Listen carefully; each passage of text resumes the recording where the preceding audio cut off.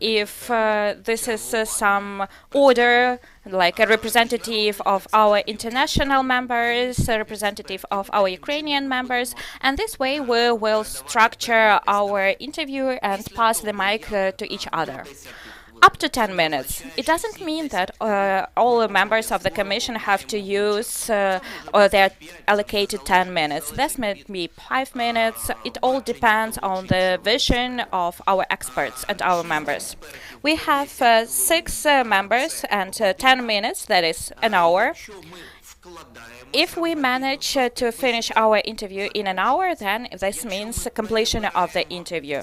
If we need more time, we have this as before. We will vote for this extension of the interview, and then, well, we will decide whether to extend the interview or not.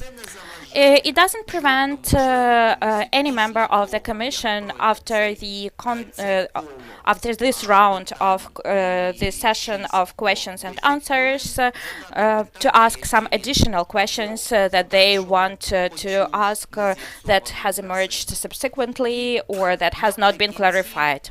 And at the end, I think that we will have 5 minutes given to the candidates to say concluding remarks and to summarize, to express his or her impressions from the interview that we will have. So this way we will have an opportunity to use our time in a systemic and structured way, and then members of the Commission will have an opportunity to discuss and share their impressions and opinions and to have a small break between the interviews. Is it clear? Yes, I have a question. Yes, please. Preliminary, it was told that I will be have an opportunity to express my position regarding the strategic vision of the activities. Can I do that during my self-presentation? Yes, of course. That's why you are given 5 minutes at the very beginning, and you will have an opportunity to express your vision. So, if we have no other additions, let's Tsivinsky Alexander. You have an opportunity to say a few words about yourself. My name is Alexander Tsivinsky. The key product of the Bureau is pre-trial investigations. For 20 years, I have been working in the sphere of pre-trial investigations. I started from the lowest position, that is the investigator of the District Police Department, and then I've been developing my career up to the level of one of the heads of the investigative departments. Then I became a detective, senior detective, and the head of the unit of detectives. Please, a bit slower, because we have interpreters. Yes, of course. As an implementer, driver, leader of the team, I have some success stories that I would like to mention right now. This is in particular in termination of activities of an organized group of killers who were killing people for 20 years at the stage of the attempt, and then we saved the person. The investigation at the Bureau of an extremely complicated case when we challenged the entire system, basically, and the law enforcement body as well, during which we even had physical conflict while we were handed over the suspicion to the top executive managers, and according to the previous director, it was one of the milestones in our activities. I also have effective work in the sphere of financial investigations. We have the proper cooperation with other bureaus, and we have the effective identification of legalization, identification, and their arrest. We have also identification of bribers among judges, among prosecutors, and adoption of difficult decisions when we have the controversy between the CPC and the Constitution. We have also a development and identification of the network of government officials under the auspices of deputies who were receiving briberies. We have also the change in the paradigm of the conduct of economic expertise, when it started with words "it's impossible" and ended with changes and amendments in the regulations. Effective preventive community work and work with the causes of committing of crimes, which resulted in the liquidation of corruption schemes. But in addition to my professional development, I've also been developing personally in a comprehensive way. While working and seeing problems of my subordinates, investigators, and other members of my subordinate units, I organized the systemic training, exchange of best practices and best experience, which has improved our works. Looking for new ways to effectively disclose crimes and working on my self-improvements, I have become the specialist in the polygraphic and lie detector sphere. Striving to improve the sphere of criminal justice, I've joined the development and implementation of standards of the pre-trial investigations. In order to effectively share my experience and knowledge and to implement the standards, I have processed the training practices. I've also started engaging in academic work for my self-pleasure and for the effective solution of problems of my units. I have always developed my leadership qualities and managerial qualities. In the process of my work, I've always often faced situations when I had to take decisions, and I was close to dismissal. But working according to my conscience, I never gave up. I was always moving forward and developing in a systemic way. When it came time on the 24th of February to take a decision, I took it without thinking. And on the next day, I was on the key object in the government neighborhood, which had to be attacked on the next day by the special forces of the Russian aggressor. That is briefly about myself. In the Bureau, I have worked for 7 years. Actually, since the very establishment of the Bureau, I know perfectly well all practices, interaction, communication that we have in writing. But besides that, I also know about practices that we have, like the energy, the spirit, the soul of the Bureau. I know everything. I know about all bottlenecks, where they emerged, how they emerged. And accordingly, my most important task, as I see it for the Bureau, as the improvement of effectiveness of combat against corruption. In order to implement this task, I see it through the development of the culture of strategic planning by means of deciding on strategic goals, prioritization of criminal investigations, among other things, in their integration into strategies, operational plans from up to down, and the regular monitoring of their implementation. Another component is implementation of the system of identification of criminal organizations and organized groups. I see that by means of developing tools such as strategic analytics and the use of artificial intelligence. In order to work effectively in the sphere of investigations, there will be implemented the system of management and oversight over the pre-trial investigation as it happens in developed countries, and it is effective. In operative works, I see the need to create a new unit on operative developments and the strengthening of this direction overall. I plan to pay much attention to the causes and reasons of committing crimes as well as financial investigations. But in order to achieve these goals, we need people. We need talented people who are successful and who are motivated. This way, I plan to develop the system of human capital management based on the human-centered HR strategy, when development of a talent of a people is in the center of tasks of the organization. This will be implemented in particular by means of systemic trainings. Provision of the system of sharing best practices, their integration into pre-trial investigations, as well as comprehensive support to detectives. I planned, yes, thank you, your 5 minutes are over. But let's close up. 30 seconds to finish your idea. Yeah, I was just talking slowly. I just need 1 more minute to finish my remarks. Summarizing this issue, I also plan to implement and introduce the system of horizontal feedback in the form of a tab on the internal website when an employee can leave some feedback, suggestions, or vision or preferences, and when other people support these suggestions, then it is to be considered by the director. In addition to improvement of the human capital, I see also the need to improve business processes, innovations, and to develop the organization. And that is a huge source of internal resources. These components will be implemented thanks to digitalization. Yes, okay. Yes. Let's move on to our questions to the candidate.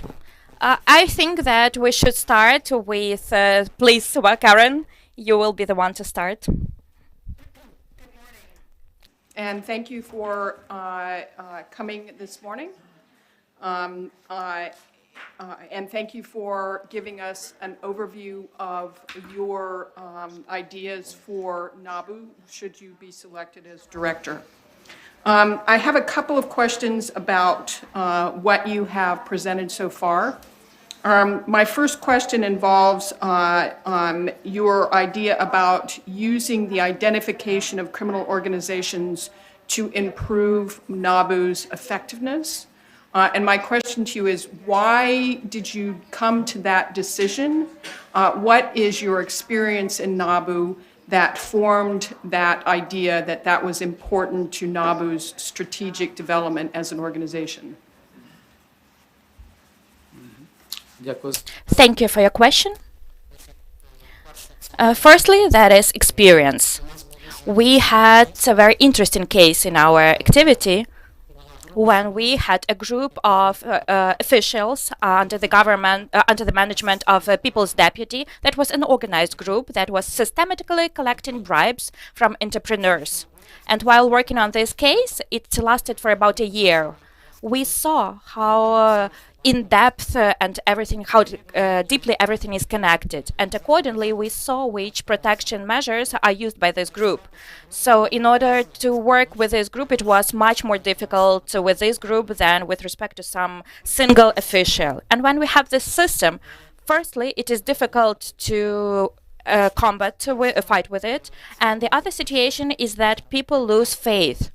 That we have this negative and social danger of such criminal organizations, and they are much higher than some crimes committed by some single officials, and therefore this direction for me is the priority one.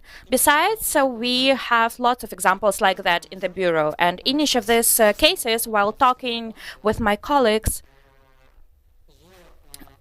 we see the system, the systemic organized security of such organizations, huge financial resources, as well as time resources that are needed to document everything done by this organization. And consequences of their criminal actions are much more worse and more terrible than crimes committed by some separate individuals.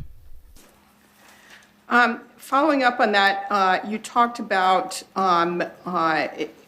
new systems and strategies to identify where resources should be put towards priority cases and investigations. Do you have an idea as to what those, what are you thinking about in terms of new systems that NABU can implement for the identification and decision-making as to where you should put your investigative resources?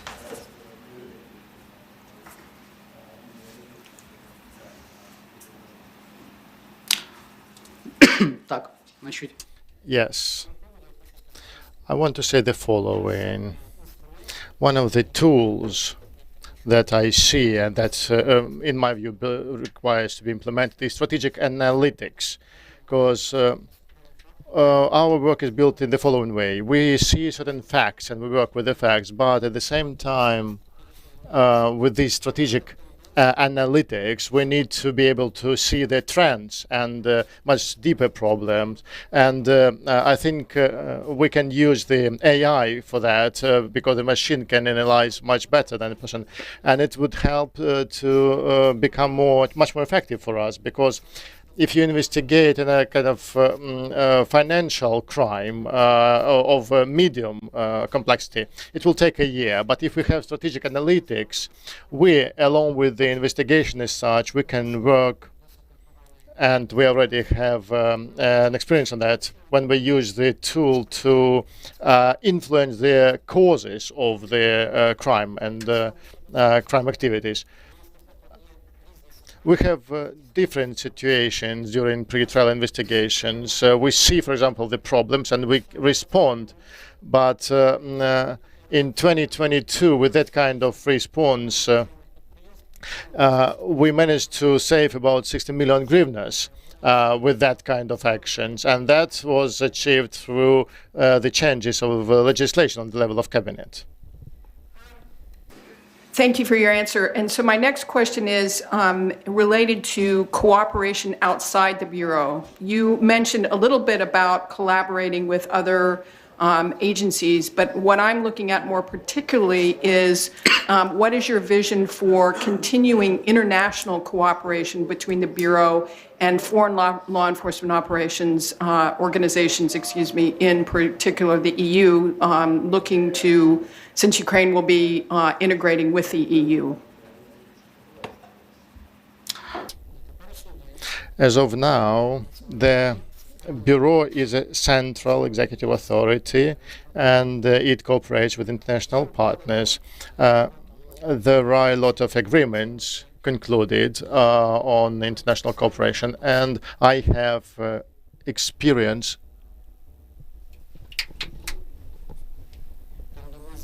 international experience of participation in international group where we performed international investigations. And this is a priority for me because crime is on the new level now. The transactions are conducted real fast, the assets are transferred very fast, and when we have joint investigation or at least communication with international partners according to agreements, we can respond also fast to a particular fact and stop particular activity and conduct investigation effectively. So for me, it's one of the priorities.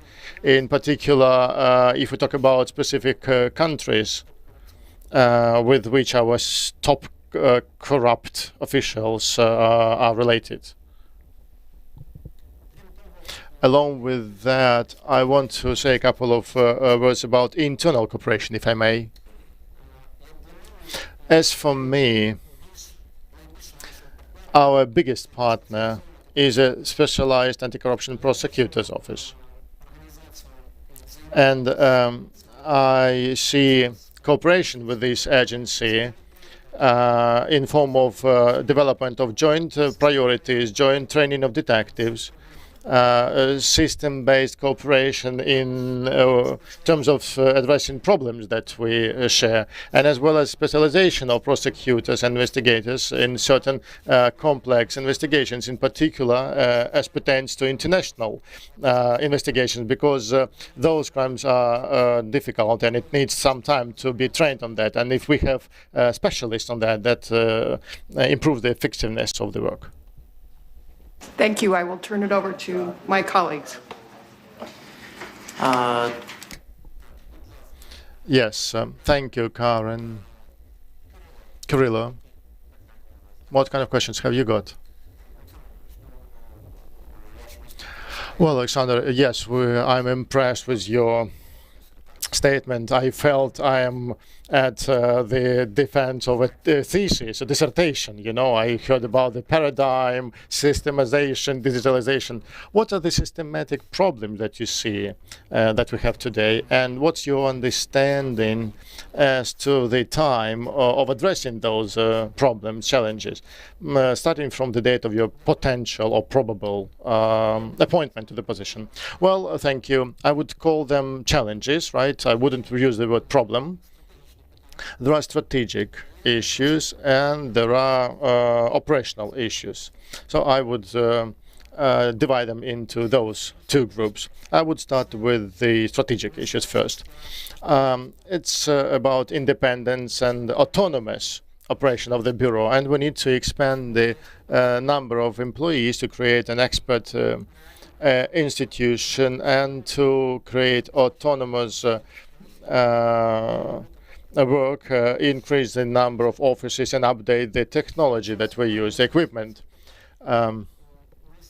It's hard to say how much time it may take, because a lot of different parties need to be involved.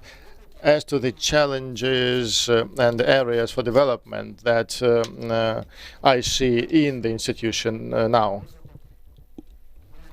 I see the development of analytics, as I say, as priority, strategic analytics, different digital processes. For example, the changes in the operation of cross teams that work on two key projects for our institution. I mean the system for data management, for example, the cross searches for information and system analytics, and the system for pre-trial investigation. Why I'm talking about that? Because implementation of those two projects will reduce the cost of technical resources of our detectives, and that will help them to focus on key investigations. And also, as I spoke about the cross teams, I want to say that it would be enough to spend a month on that. Also, increasing the performance and ensuring the development of innovation, I see that that can be achieved through the development of a project office and appointment of a leader of those changes, so the person who would increase the efficiency of these processes, and it would be a person who's going to have the position of deputy director. Thank you. Let me interrupt you here. I have a question. Okay, if there is no decision that on your appointment as director, are you prepared to do all that under another director? Well, if we share our positions, yes, I am. In your presentation, your speech, I didn't hear anything about cooperation with defense. We are the part of the system of fair trial, aren't we? I would be happy to talk about that, but the schedule is tough. I couldn't spend time on that. I had to shorten my speech. But as to the cooperation with the defense, the case that I talked about, it is about the simplification of the work of the defense side. It's about saving resources and opportunity for remote work. I mean, the defense lawyer can get information about the case and read it whenever he and wherever he is comfortable with. I started with police and then I joined NABU, and for me, when a defense lawyer is attending a investigative action or a search, it's the best format, because in this case there are no questions afterwards. So I see that we will develop these kind of relations. Sometimes there are situations that you need to respond to. That's life, after all. But at the same time, sometimes there is a problem to communicate our position on certain issues, and we need the reaction of the defense lawyers in that. And I see our cooperation as a kind of proper cooperation through forums, different roundtables, conferences, and joint work through those applications that I mentioned. You spoke about the need to cooperate. But you spoke about international organizations, and we know that Bureau can cooperate quickly with their peers in other countries. But talking about autonomous operation of Bureau, in my view, you kind of distanced yourself from the national system, from the national police, from the security service of Ukraine. Do you believe that NABU is a part of the system, or does it require kind of cooperation with other agencies? Or, in your understanding, NABU needs to be autonomous because it doesn't have a lot of staff, but still perform a huge amount of work based on its own resources purely? Again, I didn't have much time to talk about that, but my position is as follows.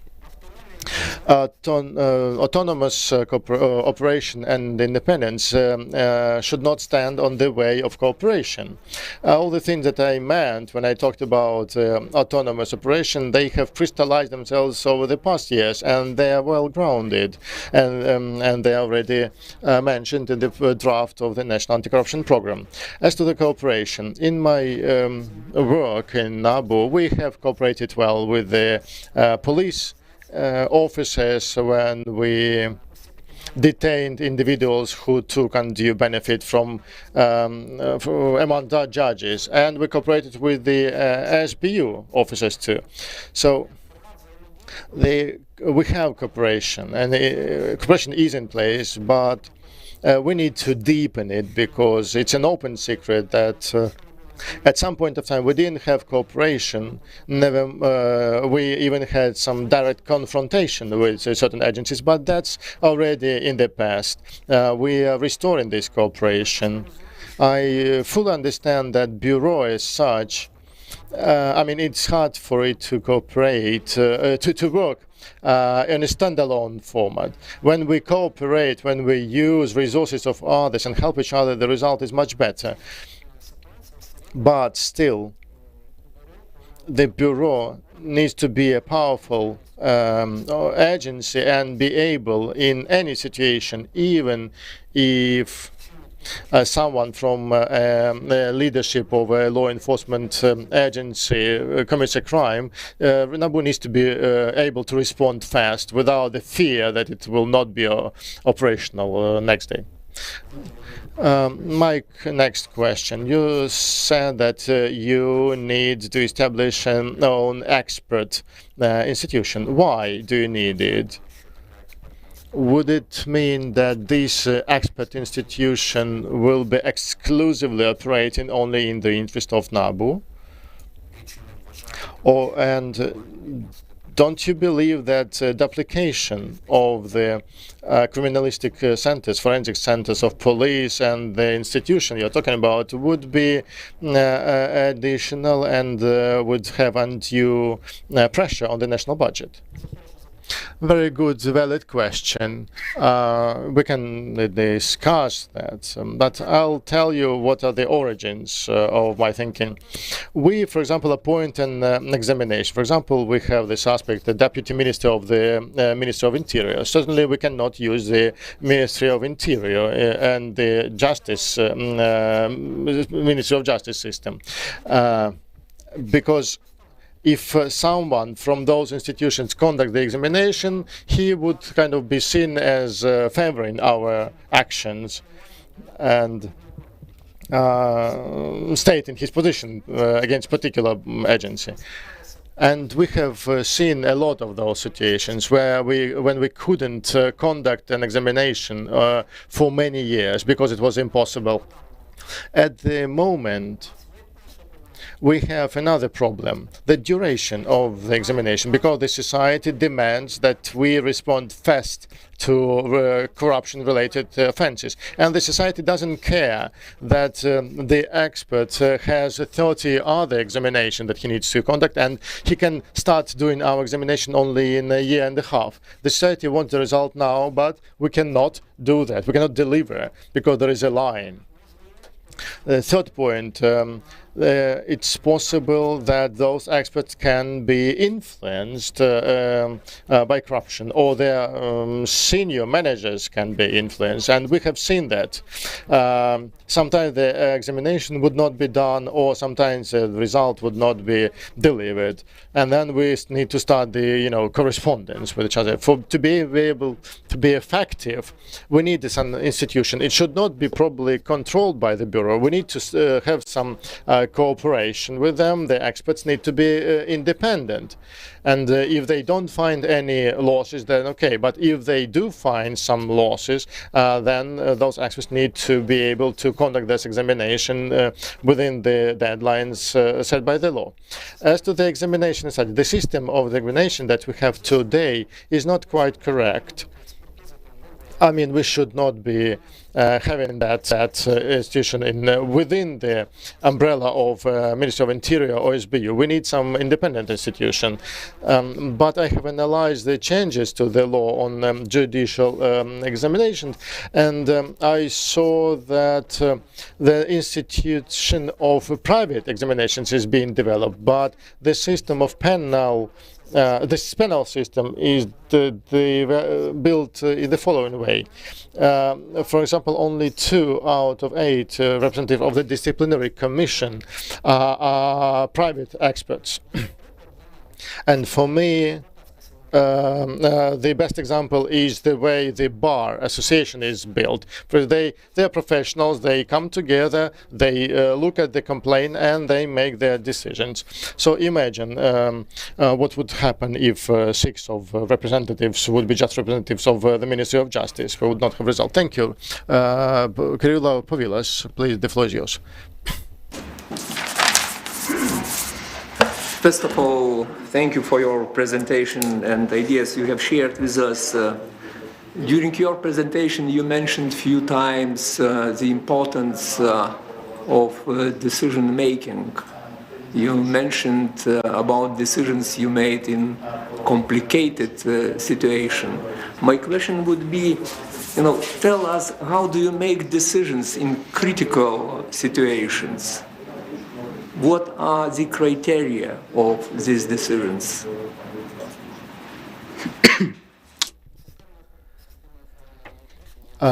I make my decisions in the following way. First, there are policies and practices that are standard ones. I mean, there are certain situations, and if they comply with a particular criteria, I make that kind of decisions. As to the critical situations, there are emotions, and there is a critical situation. If we come across emotions, an emotional situation, I normally don't make decisions. I postpone the decision to the next day if I can. At the same time, amid a critical situation, I assess the context and make my decision.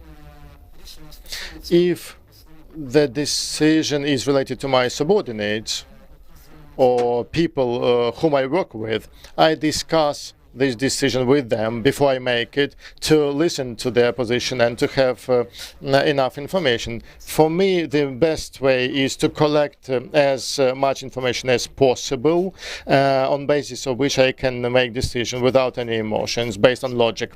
You speak about the critical situations. I can give you an example of a critical situation that I experienced. In 2014, 21st of February, the day before the tragic events on Maidan happened, and as of the 20th of February in Lviv, where I worked, there was no police officer. There was an instruction because of this conflict. Everyone was staying home. But at the same time, when the Berkut base was seized, 2 Berkut officers died.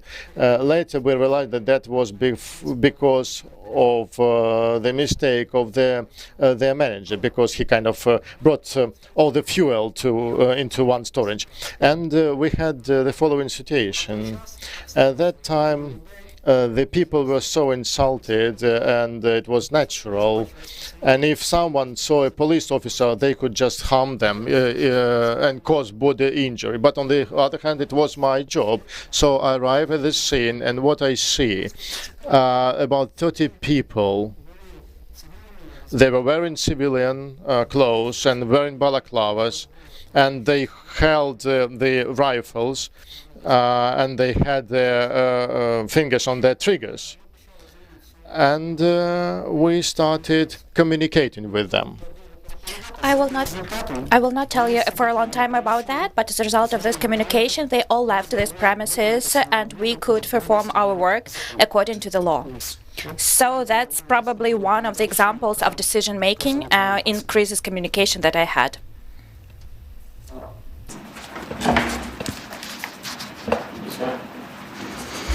You've mentioned that you discuss with your colleagues to get more information as possible. That's very much understandable.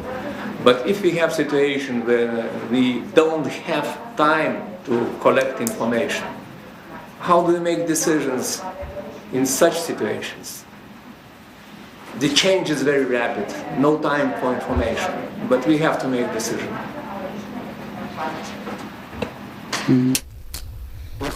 I would like to provide an exhaustive answer to your question. I actually have lots of such situations in my work. I take decisions based on those data that I have, being governed by putting it through my own experience, conscious, and there are circumstances that I have. You mentioned a few times, but decisions should be effective or efficient. And what is the difference between effective and efficient decision? Between efficiency and effectiveness of decision?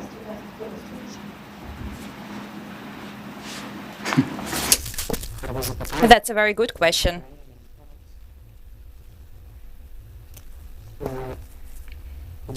Thank you for your question.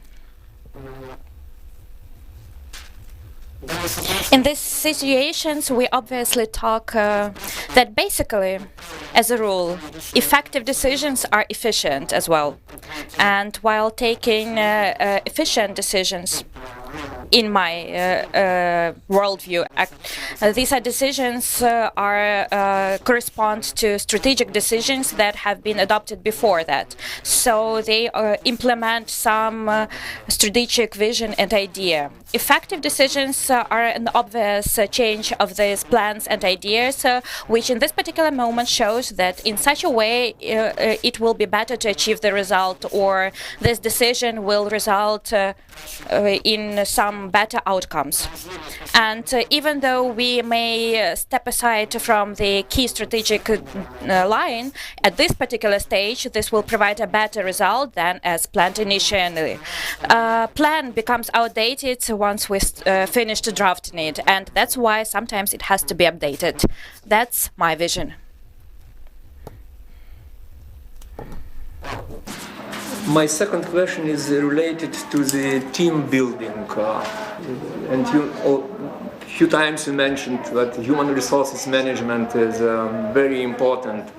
Could you tell us how do you build integrated team? And if it's possible, maybe you can provide examples. And what does it mean, integrated team, for you? For me, an integrated team means involvement. When people are involved into the process and when they pursue and perform actions aimed at achieving some common goal and idea. Because it is not a secret that, and this is also the story typical for the NABU, all people are ambitious, clever, intelligent, and talented. And sometimes when it is necessary to integrate and unite a group of people for the achievement of the common shared result, but not a personal individual result of some of them, that is a story when they are committed and help to perform some work to their team members. How do I build my team in my unit? I have this unit. My unit is divided into a range of mini teams. We always discuss the shared goal, which we want to achieve, the general idea that we want to achieve. And I develop the issue of mutual assistance and involvement. For example, a first step, that is, if we gather all together 3-4 representatives of our mini teams, that is trust.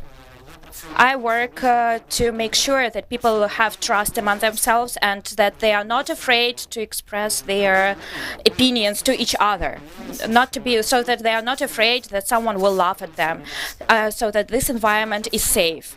Thanks to this, we achieve, if you allow, I will take off my headphones, but thanks to that, we achieve a situation when we may have quite heated discussions of some questions. But then we take a decision that is really the decision of this group of people with which they agree. Because if everyone is silent, nod their hands and leave the room, that is not their decision. And basically, in the future, it will result in the situation when they will not be responsible in terms of this decision, and they will be indifferent.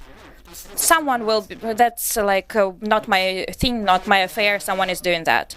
But if we have processed this and people come out of the room with the feeling that this is their decision, we will have responsibility and commitment of each of them regarding their team members and groups of their, and subsequently we achieve the situation that people want to get this result. They are not indifferent regarding this result. And for me, this is very important when people care about the result, and I work in order to achieve that.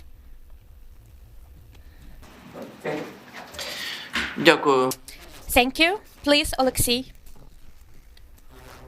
Thank you.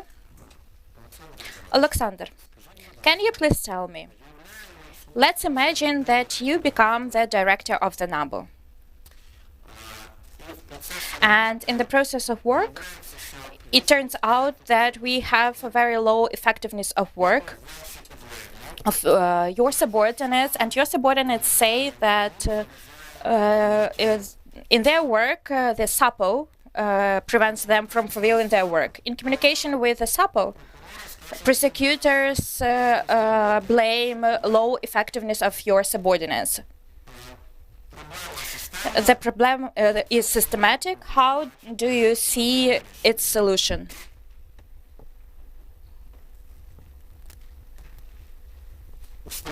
You know,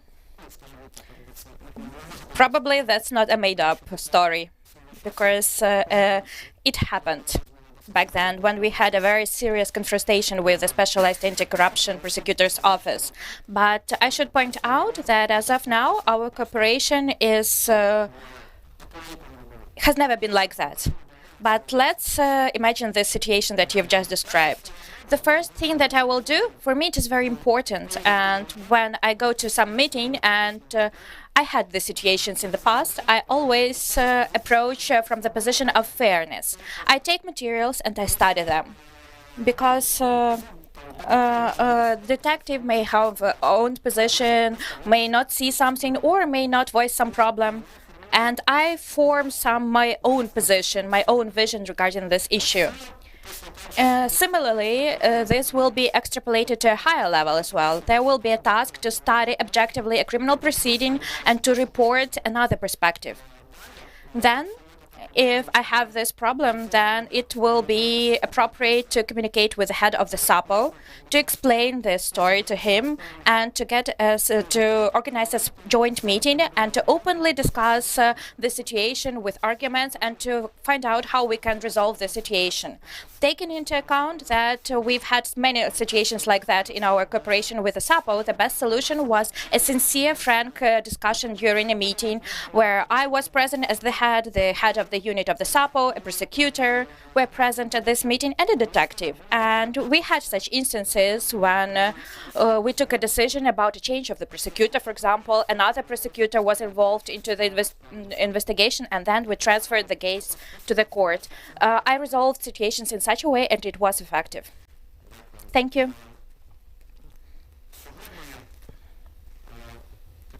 Today, quite often accusation regarding the NABU's work from the society is that low effectiveness in the format of high-profile cases, number of identified offenses in terms of monetary equivalent and their systemic nature. That the NABU deals more with bringing to responsibility people who do not fill in their declarations at a very quality way, and the society perceives this as not effective use of resources. What do you think? Is this attitude of the society fair? If yes, what should be done to change it? As I've mentioned in my self-presentation, one of the principles that will be applied in case I am selected to this position will be prioritization.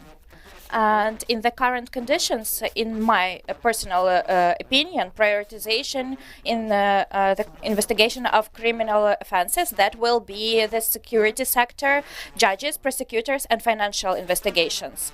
With respect to this story, I should point out the following, that what you are talking about, the declarations. We have to respond to all violations of the law. And if someone has violated the law, we need to have a response to that. But the matter is that investigation of a economic case, for example, I mentioned how we investigated the case when we found assets in Italy transferred through 10 different jurisdictions. So that was the robbery of 150 million hryvnias. We spent over a year and a half for that. And it also required resources, a group of detectives, and no one saw that. Only when we reached the result, when we arrested, when we brought 10 officials to responsibility, then people saw this result. With respect to declaring, the matter is that these cases are much simpler, and it is much quicker to investigate such cases. And maybe really people started mentioning them more often than some high-profile cases that require more resources. You know, in my vision, we need to have a healthy balance.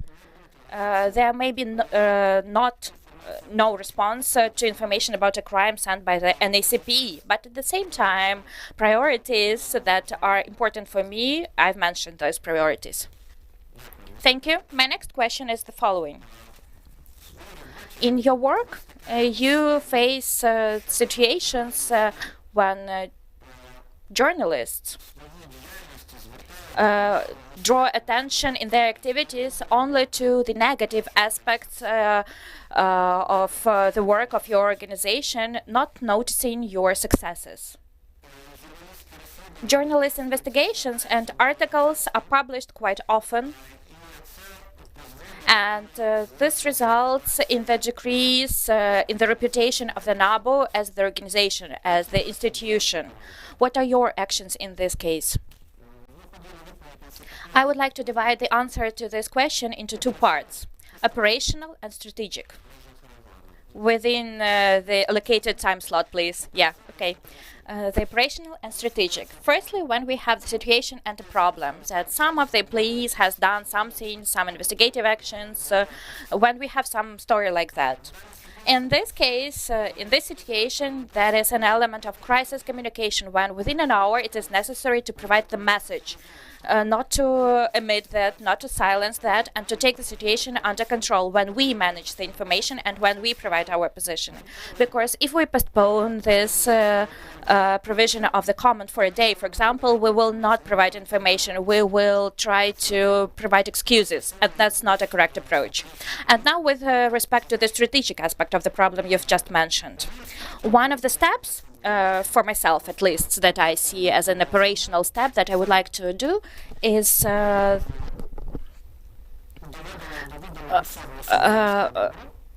providing information to all employees of the Bureau that everyone has to be involved into the communication policy. Not only our communication department, but everyone. Because the maximization of this effect will allow to highlight our work more broadly. Now, with respect to negative investigations, then yes, really, some positive stories draw less attention than some negative stories. And in this case, I see a need to strengthen communication work in order to showcase our results. We have results, but they have to be highlighted in a more effective way. That's approximately how I see that. Thank you. Thank you. Thank you, Alexei. Please, Drago, you're welcome to ask your questions. Good morning. Mike. Good morning. So, in your introductory presentation, you said that you were close to dismissal. So, what happened?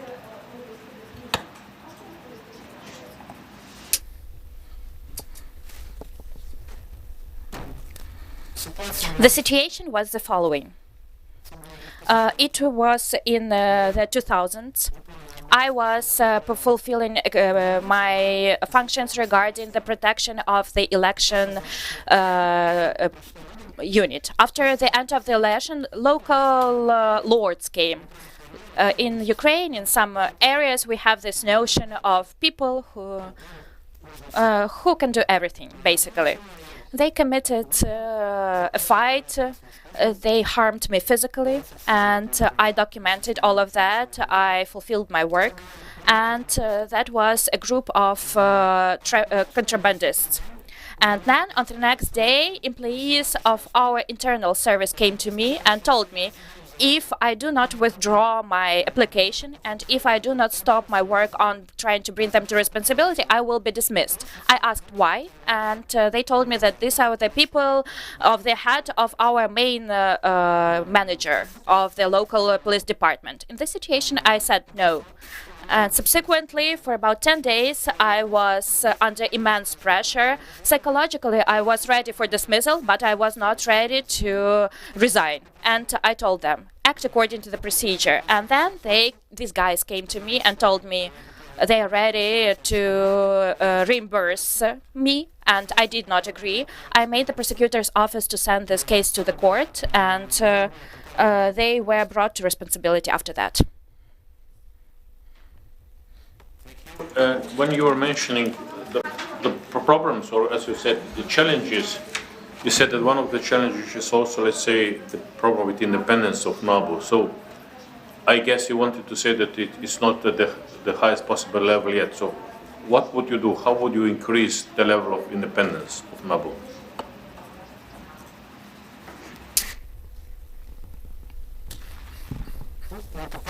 As of now, thanks to our international partners, the NABU is probably in the most stable situation. But at the same time, independence.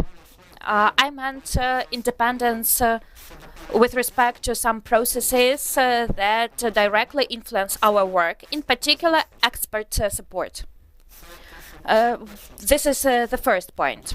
The second point is autonomous surveillance.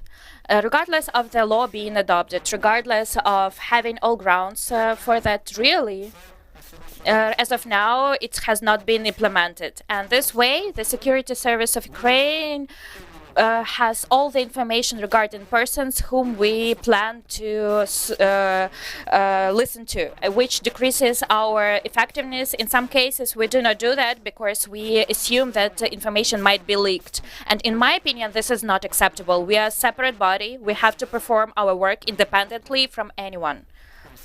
And these are two key challenges, because we also have the material support, extension of premises, etc. But this is more about effectiveness and not independence. When you were discussing the, let's say, the establishment of the examination center, you said that it shouldn't be controlled by NABU. Why not? I think it would be handy to have it at hand. So why would you say that it is not good to be controlled by NABU?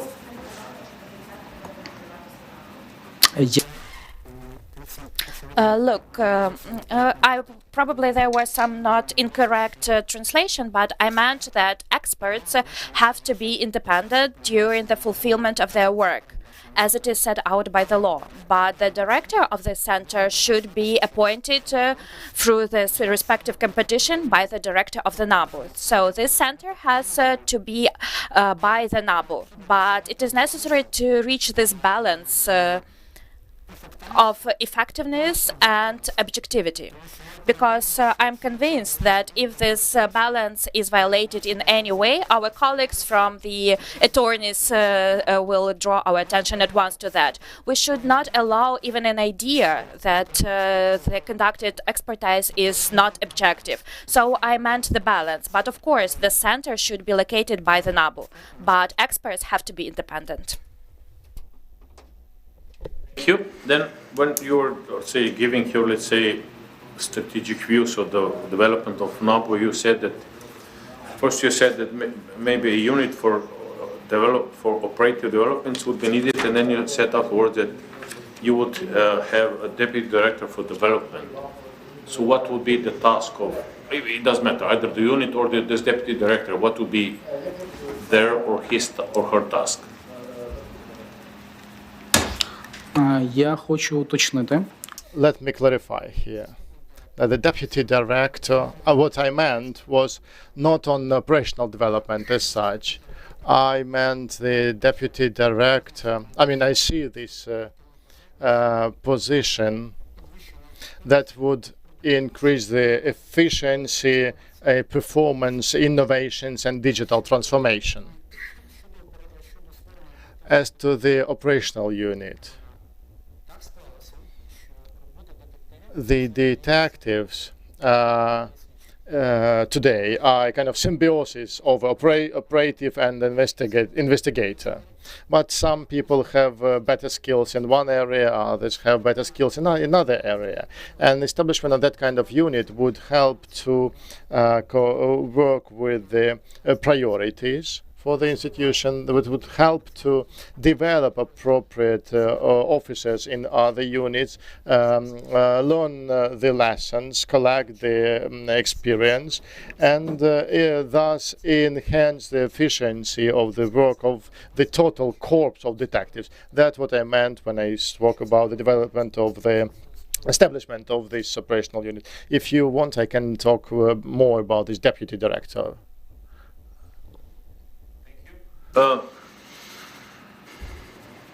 Say in Ukraine, you have many institutions which have law enforcement powers. You have NABU, of course, you have the SBU, you have the SBI, even the police. So and it comes to sort of competition among those institutions. And we saw that in the past already. So what would you do, let's say, if you would be approached by one of the other institutions to help them to ruin, let's say, the credibility of NABU or the NABU's managers, how would you react? With other words, let's say you would be approached by, because I'm sure you know investigators from other institutions, you would be approached by investigators from other institutions to help, let's say, decreasing the role and the importance of NABU. How would you react to that?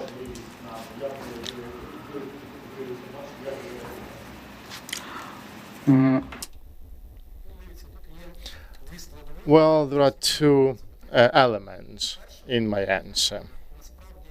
The first one, yes, indeed, Ukraine has a lot of law enforcement agencies, maybe even much more than other countries have. But we have the competence that's regulated very clearly. So when certain actors, certain crimes are within competence of NABU, others are not within our competence. And the answer to this question about this competition, as you mean, the answer is within the office of the General Prosecutor. When I came across such situations, when we realized immediately that this was the competence not of the SBI or police, we would immediately write letters to all the levels of in the prosecutor's office that our jurisdiction was violated and that a particular crime was not investigated by appropriate agency. But there was no response, unfortunately. Even when the first director used to work, we raised this issue with him, and he had a session with the previous general prosecutor. And as a result, they signed a protocol that categorically stated that the competence should not be violated. But until we have a clear responsibility or the clear-cut position or in the Office of General Prosecutor, we will continue having that kind of situations. As to the undermining of credibility, well, we have been through this already. We were in a situation when other agencies would investigate dubious investigations related to the bureau. For example, one of the experts conducted an examination, and there was a lady that conducted a search, and they sort of found elements of drugs against this expert, and this led to huge distress of this person. The similar cases happened in relation to the bureau. So I see 2 points here. First, there should be clear reaction in line with the legislation. And second point, if there is a problem, we should not keep silent about it. We need to be vocal about it and be vocal publicly, because being public sometimes helped us in the past to defend our organization. And we also had the support of international partners there. Thank you. Sure. Well, basically, I have two more. The first one is a very short one. When the SBU conducted house search in the premises of NABU, where were you? Where were you at that moment?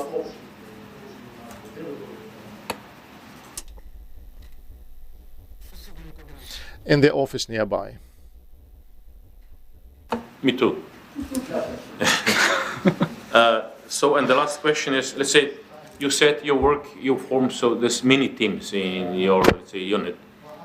So let's say you're conducting an investigation which is taking quite a long time, and you personally came to the conclusion that now it's time, let's say, to stop it, let's say, to arrest people, to conduct house searches and do everything what's needed. But then your detectives tell you, well, let us wait one week more because we can get more because this is happening. So what would you do in such a situation? Your opinion is different than the opinion of your detectives. And just procedurally, how would you deal with it?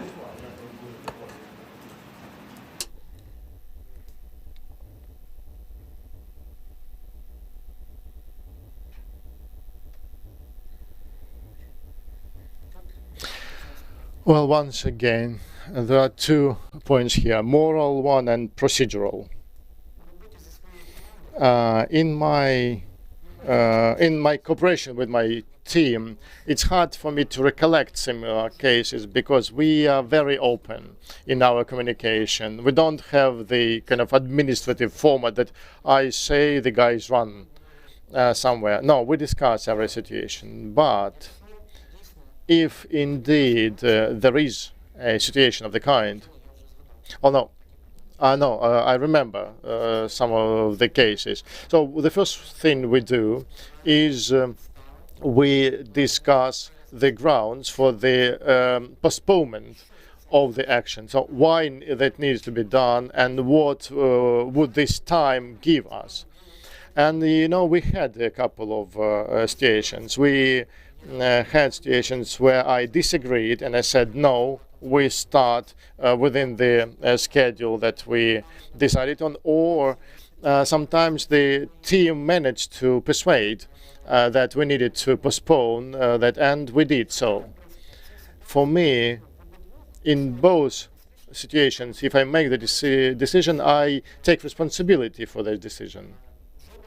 In no case have I ever had to respond procedurally.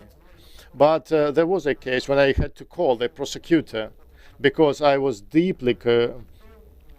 deeply believed that the detective in that situation had enough evidence, but the prosecutor had the final say. And I called him and asked, we have 1, 2, 3, 4, 5. Is that enough for us to continue? And if the prosecutor said, yes, that would be enough, then even if there were some other points of view, we continued, working. But where I had to respond procedurally, well, according to the law, I am entitled to give the written instruction that must be implemented, and I would do so.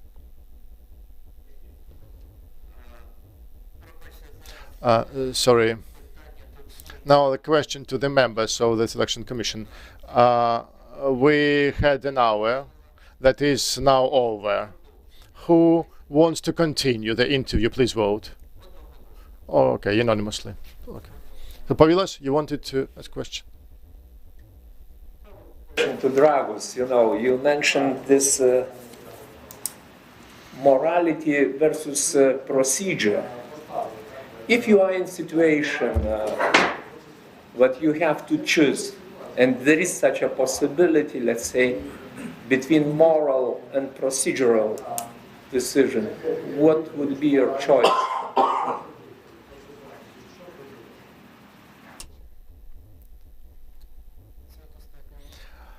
Well, it's a quite a complicated question, complex one. That would depend on the situation, obviously. When I make that kind of decision, I always look at the horizon of the future actions, future events. I mean, if my procedural decision would demotivate the team, would make them lose the pace and lose the effectiveness of the investigation, I will really think before I make the decision, and I will decide on the effect and the usefulness of that kind of decision. If I knew the answer, I wouldn't ask this question.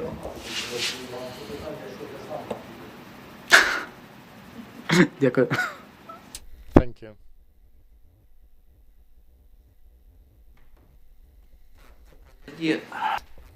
All right, then I want to ask you a couple of questions. It's very comfortable to ask, to be the last to be asking questions, because you've been asked already a question that I wanted to ask. For the first time, as Drago and Kirilo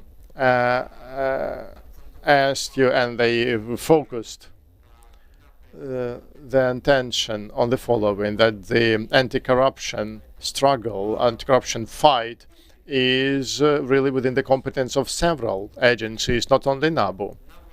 So please tell us, in your view, is there a kind of competition of authorities of the agencies that that are fighting corruption? If it happens, then what is the problem, and how it can be addressed?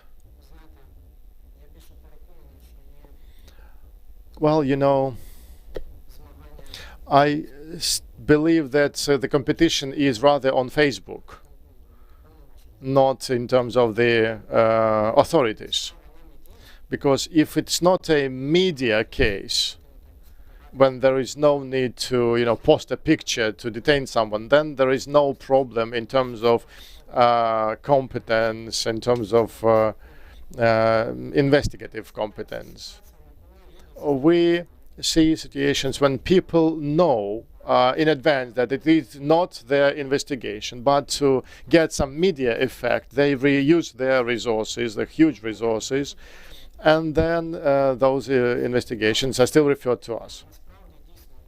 But at the same time, indeed, the law, in my view, if the law could formulate the responsibilities of the prosecutor in terms of appointing assignment of the competence, and if all the reasons could be outlined in the legislation for the prosecutor to determine this competence, then we would not have any problems, because we have some crime that can be investigated by the police first, then the SBI and NABU.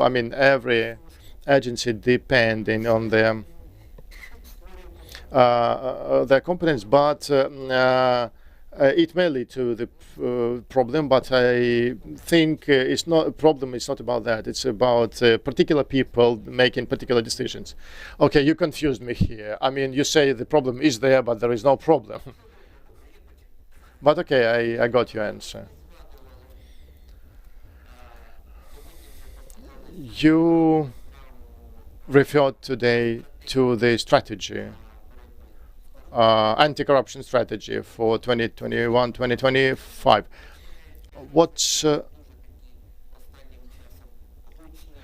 What are the risk there, because there have been a lot of issues related to public procurement recently. What are the corruption-related risks there in this program, and in your view, and what system needs to be developed to overcome those risks in your view?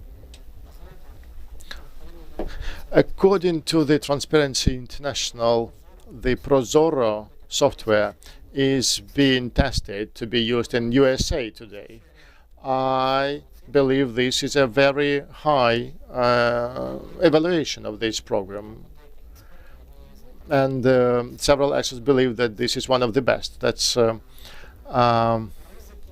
what's related to the public procurement. As to the risks, we are now fighting the war, and we need to find a balance here between the information that's going to be public for the society, to be able to oversee and monitor the events and what's going on there, and the information that can be used by the enemy who is fighting the war against us for their own interest. This strategy was adopted when this problem was not that urgent. I hope that the state program would be approved soon to implement this strategy. And as I remember, it covers the issues of openness, of procurement of certain goods. I think this is the way to achieve this balance. Sorry, if I understand, you mean this June 2022 when it was adopted. Yeah, I mean the law was adopted that approved this program. No, the program has not been approved yet. It is on the website of the NACP. It has been amended several times, but it has not been approved yet. But this program actually suggests that our tools of NABU would be used to ensure this openness, and it covers the issues of procurement too. My last question. The fight against corruption is a matter of principle, and very important for the life of the society. In your mind, what are the preventative tools that would lay the ground for the situation when the corruption cannot emerge? So what would be the prevention for corruption in your view? I can give you an example, if you don't mind. I have my own experience on that. It's I relate to this topic, and because we and my team, we work actively in this area. So in the context of work of Bureau, when we investigate and then refer the case to court, it's sort of an story when you see something negative and then you refer to another agency for the assessment. But if we do not liquidate the source of corruption, if we don't dry it out, then in some time, in 6 months or sooner, the same people will appear there, and that they will abuse those imperfect mechanisms, tools, and that they will be willing to perform a similar crime. So what do? We investigate the case. We see that the royalty of 70 million paid to some unknown company. We respond, we close them down. Another story, a more global one. We conduct an investigation. We detain a group of officials who collected bribes from citizens because of this of the problems with their procurement system. 16-17 million they received per month. So we cooperated with the local governments there, and at the moment this our draft decision is being reviewed. to ensure that this procurement system become the part of Prozoro. And if we manage and deliver on this project, we will scale it to the whole country. What I mean is, when we see the decision, we need to address the sources. And if the legislation says that a public official does not need to collect proposals from producers, then he or she can get proposals with just a couple of companies. And we did that. We recommend a specific procedure that will oblige the commit specific actions, and in case of the failure to commit these actions, then there is responsibility if it has resulted in damages. This person will think 10 times about that. And we have positive examples when, at first, we carried out the investigation with respect to one manager of the utility company, then there was another manager of the utility company, and then the system was changed. After that, these violations became impossible. Thank you.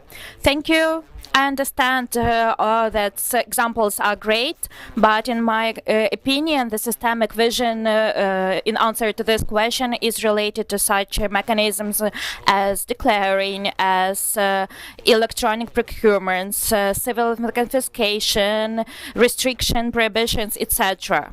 This is the strategic vision, in my opinion, of the such mechanism. But okay. Okay, yes, please, Alexei. Yes, thank you. Alexander, according to information available to the Commission,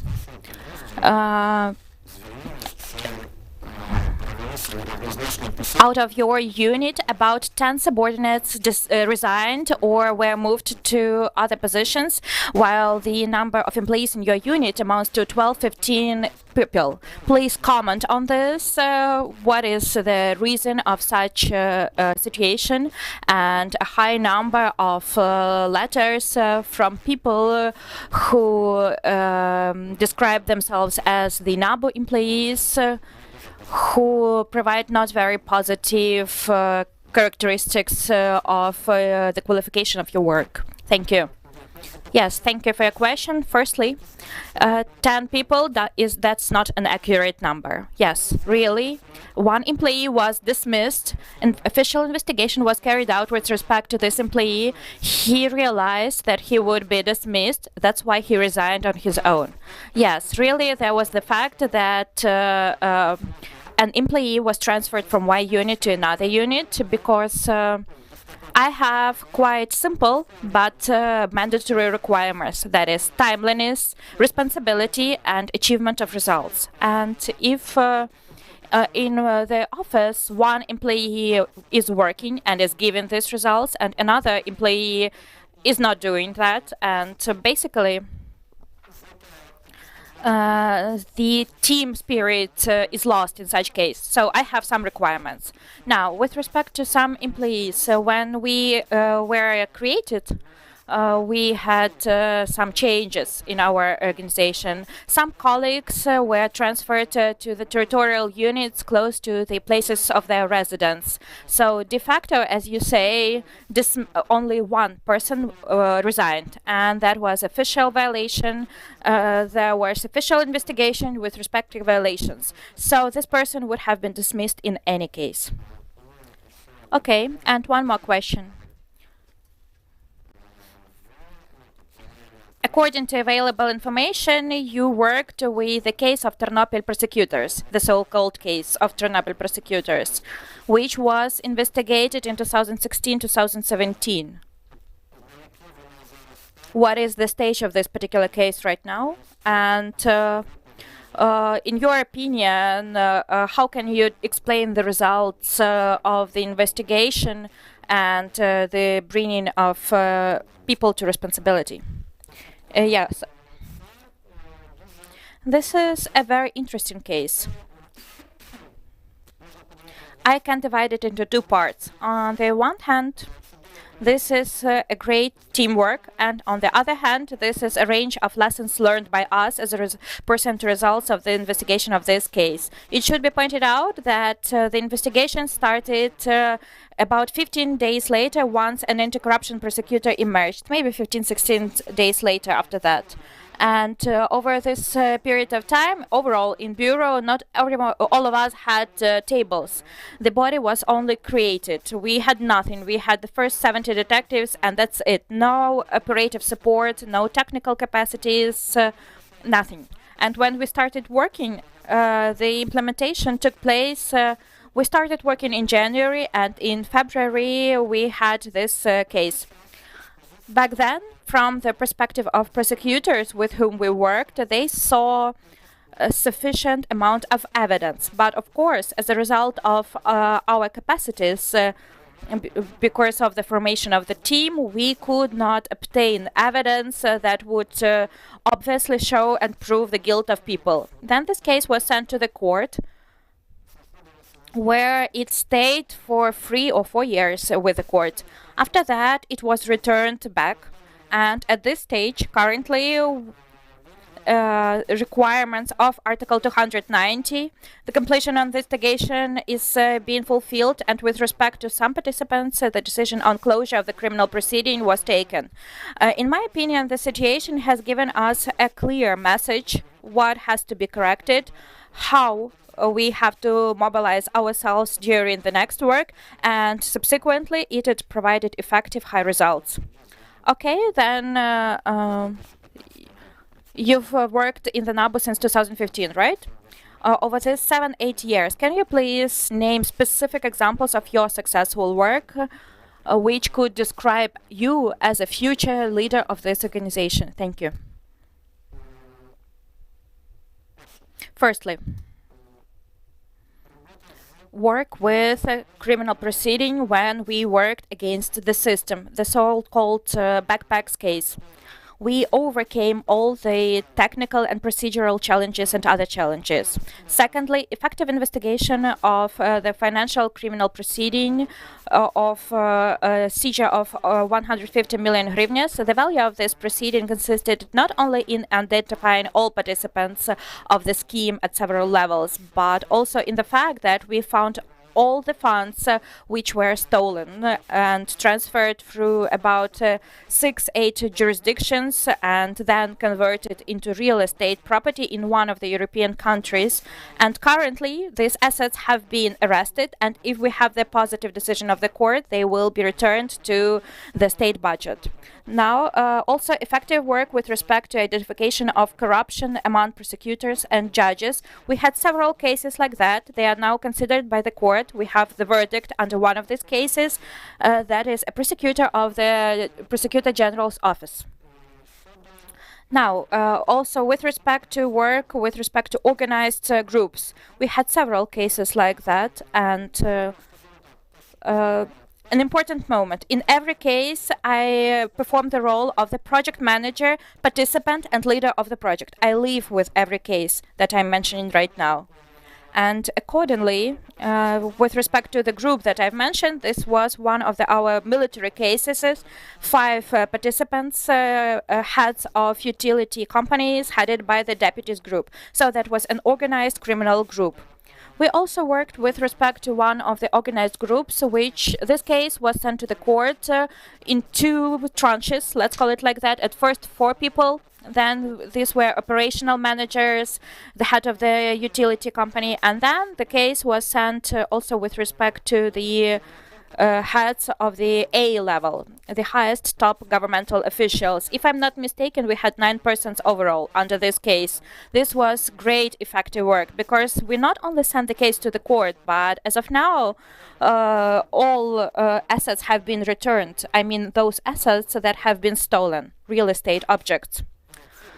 Besides, this year, our team has implemented a criminal proceeding with respect to 7 people. One of them is the deputy minister regarding the seizure of real estate property. And it should also be pointed out, in addition to ordinary investigation, we actively used opportunities of participation of the NABU as a third party in the commercial court. And we passed through 3 instances. it's possible without details because the manager has to follow timing. Unfortunately, you have not convinced us that you have this time management skills. I have not been told about the time slots. We have almost 2 hours for you, up to 3 minutes to answer one question. Yeah, okay, clear now. Now clear, because I'm just trying to provide as broad answers as possible to your questions. Then otherwise we will still stay here until evening with you. Okay, then it's the end of my answer. No, not yet, if you allow, Alexander. First of all, your presentations, your speeches, in my opinion, subjectively, are quite political nice agenda, even though our PR specialists directly prohibited me to mention politics and the director of the NABU in one sentence. That happened. But I have a brief question to you.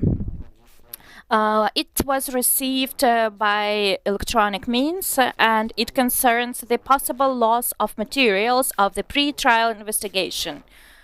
Did it happen? With what it was connected, if it happened in your unit, without details, of course. And my second question is purely technical. Based on the title, not the title, but on the name, with respect to your email address, I understand that in the polygraphology you're a specialist. Have you used, while answering the test, your knowledge, and could it distort the result of the test, of the lie detection test? Because actually, basically, you're a professional psychologist. Thank you. The first question. During the period of my work as the head, no materials in my unit have been lost. Yes, there were instances that some volume was brought to the prosecutor's office or something like that, but there was also the official investigation that I've mentioned with respect to that, but no pages have been lost. Secondly, with respect to the lie detection test, yes, that's my passion. This profession has become my passion once one of my colleagues disclosed a severe crime, and I liked it. And at some point, I was even in the US during the 50th anniversary of the EPA. In my opinion, it is one of the greatest organizations in this sphere. And yes, really, I know psychology because I work with people, and I have this trait as to see truth or lies, even without the lie detection tests. Besides, I also have life experience. Now, with respect to test, can you please explain what you meant, because I do not understand your question. Did you use your obtained knowledge in order to somehow lie psychometric systems? Psychometrics? No way. Look. What is the lie detector? Lie detector is the work with a human being with the use of special equipment when I ask respective questions and when I see the strengths of response and compare them using some particular scheme. And psychometrics, this is mathematics of the equation. It's not a lie detector. That is the correspondence of words. That is my overall development. And these are different figures, shapes between which you have to find some correlation. So it has no relation to the lie detection test at all. Thank you. Do we have any other questions? No other questions? As we've agreed, you have 5 minutes to say a few concluding remarks and to conclude our communication and to mention everything you want to mention. Probably I will use less time because I've received some comments regarding that. The first thing I would like to mention, and objectively, it has been a pleasure for me to work. For me, this competition has been yet another opportunity to develop myself. I have read a lot of materials during this period of time, then otherwise I would have not read these materials. And I really liked how it's all carried out dynamically, clearly. Secondly, if my answers and my strategic vision have found some response in your hearts and I will have an opportunity to implement that in practice, I will start it implementing on the first day. And I will not need no time to study or research the institution or to find out something because I have been preparing for that for 7 years. I will do that structurally, clearly, and systemically. And I think that no one will be ashamed for that. That's it. Thank you. Goodbye. Thank you. Have a good day.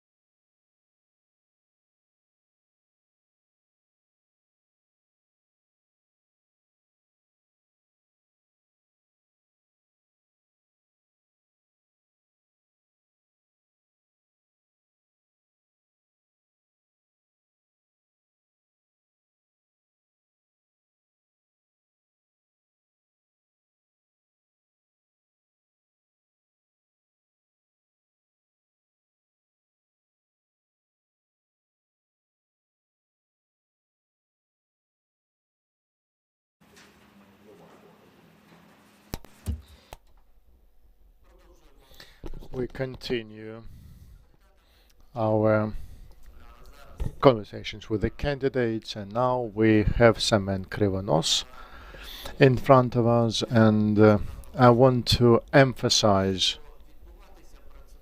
that our session is going to take place in the following format. Now we will give you the floor for about 5 minutes. You have the clock over there. It's big one. After you try to brief us about yourself, what guided you and your decision to take part in this competition. Then we will have, each of us will have about 10 minutes to ask you questions. Afterwards, if we have some outstanding questions, we can ask them. So please take about 3 out of those questions that you already have been asked to brief us about that. So just please answer questions really accurately and concisely. And then after we are done with our communication, with our conversation, you will have 5 minutes for your final statement, where you can say something that you probably forgot to mention, or maybe you want to express your gratitude to the Commission for something. So, Semen, please, the floor is yours for your introductory statement. Good morning, dear members. During this short period of time, please don't be fast because we have interpretation going on.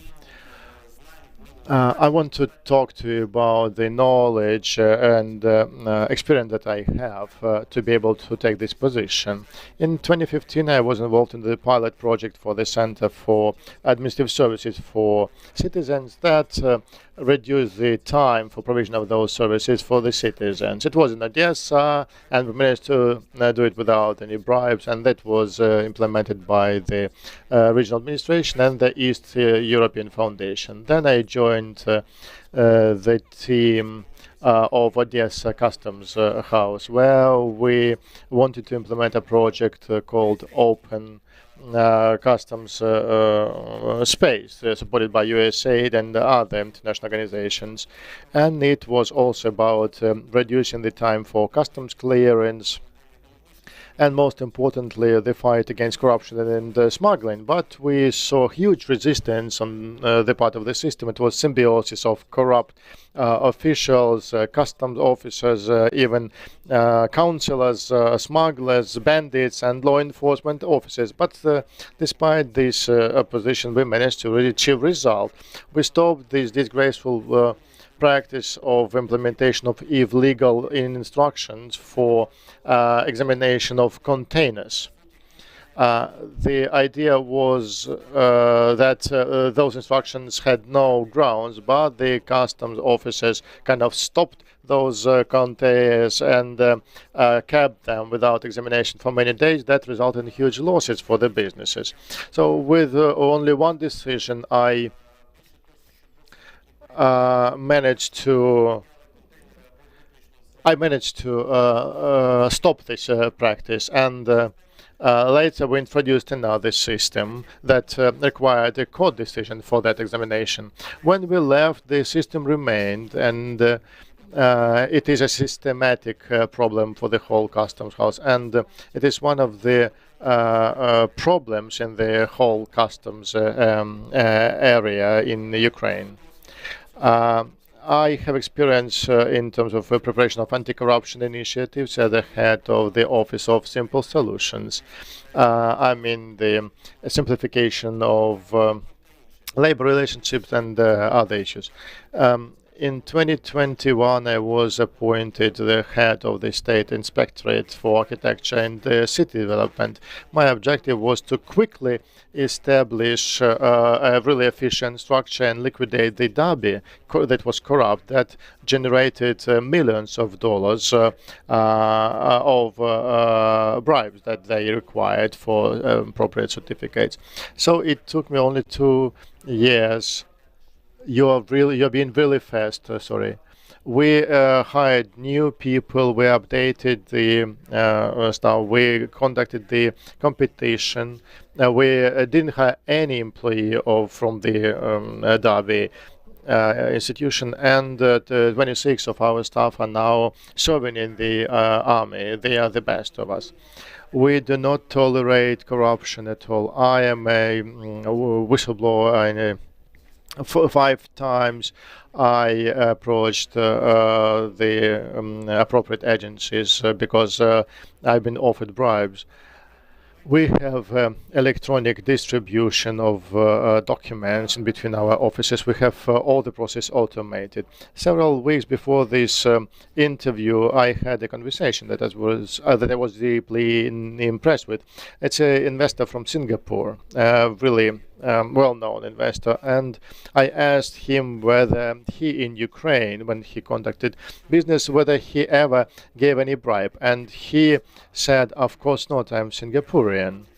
So I want that every Ukrainian could also be that certain when answering that kind of question, so that he could say, "Of course not, I am Ukrainian." As to my vision of NABU is to maintain the independence of it, to improve its effectiveness in terms of information, to have our own expert institution, to improve the legislation in terms of cooperation with other investigation authorities, so improve international cooperation in terms of in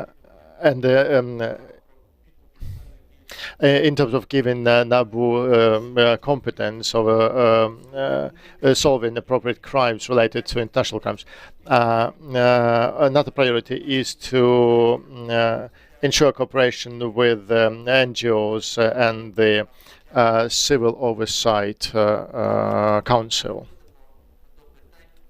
Okay, let's start with questions. Karen, the floor is yours. Thank you for that summary and your impressive body of work. So let's start with the human capital perspective. I can imagine that when you came in as the person who was responsible, that there were a lot of people who were very unhappy, that were going to lose their jobs, that were going to have to change their lifestyle that they were used to. Tell me how you handled these challenges with individuals who were faced with the loss of their jobs because they could not be retrained to function in the new system.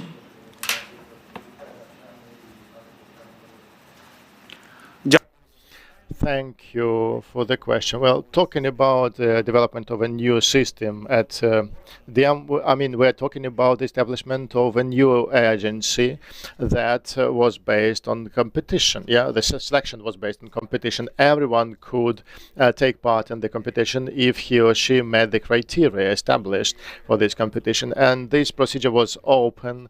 It was announced in the mass media, and it was overseen by international organizations. So we managed to improve this human capital with the help of this competition procedure, because we introduced this deeper level of training and ensured that the candidates had a high level of integrity. Thank you. Second question relates to NABU's independence as an organization. In its development, NABU has faced, many challenges to, first of all, its authority, its ability to conduct its own operative work. Tell me how the experience that you've obtained in doing what you have done could be translated in the work that NABU does, particularly as it relates to these issues of jurisdictional authority that may be compromised by other agencies.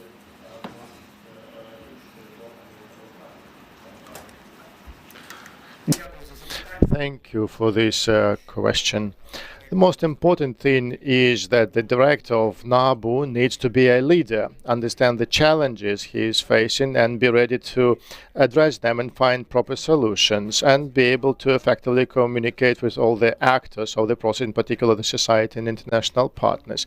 I think in this context, these are the major partners in terms of addressing the challenges that the institution can expect in terms of the attempts to shatter its independence. I mean, we've seen that, and international partners and the civil society help to address those challenges. As to my managerial experience,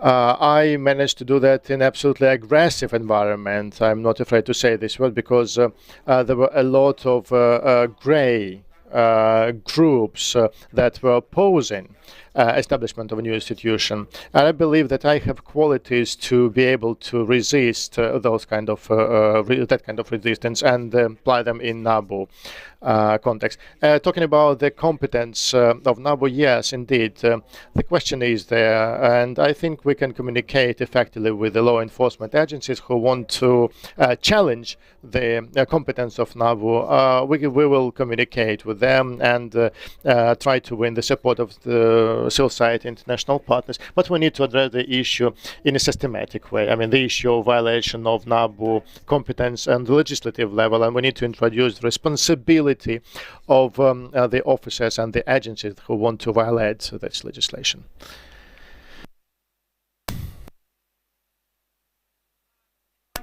The border guards here in Ukraine have a law enforcement mission, not just an administrative mission. Tell me how, when you made these changes with the border guard system, that you either integrated or worked to overcome concerns about it interfering or affecting their ability to conduct their law enforcement mission.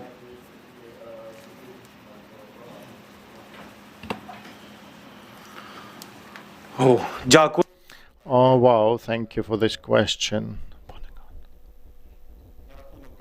Well, as to the border guards, as far as I know, they can also conduct operative function and search activities as part of their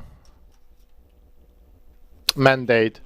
I think we need to have a well-balanced system of law enforcement agencies and address the issue on the legislative level. So maybe, Karen, you want to specify your question in terms of practical perspective. I mean, I probably need a deeper understanding of the problem, because I never heard about the problem of some problem related to bodyguard service in terms of implementation of their functions in the law enforcement area or operative area. If we talk about law enforcement agencies in general, well, we need to improve the criminal procedure legislation in terms of the pretrial investigations. And as I said in my statement, there is something to work on in terms of legislation and increase of responsibility for particular types of crimes. Thank you. So my really quick follow-up to my question would be simply this. At the border, a border guard, border control has the right to conduct searches in certain instances. Those searches would be potentially derived from the documentation that they are receiving. So, and by taking the number of documents that you're receiving and reducing it to 3, did the border guards, management have concerns that they wouldn't have enough information to know when they should be conducting a search, not conducting a search? So how did you overcome this concern that they might have that it would impede their authority to do their job by taking away potential information they would need to do it?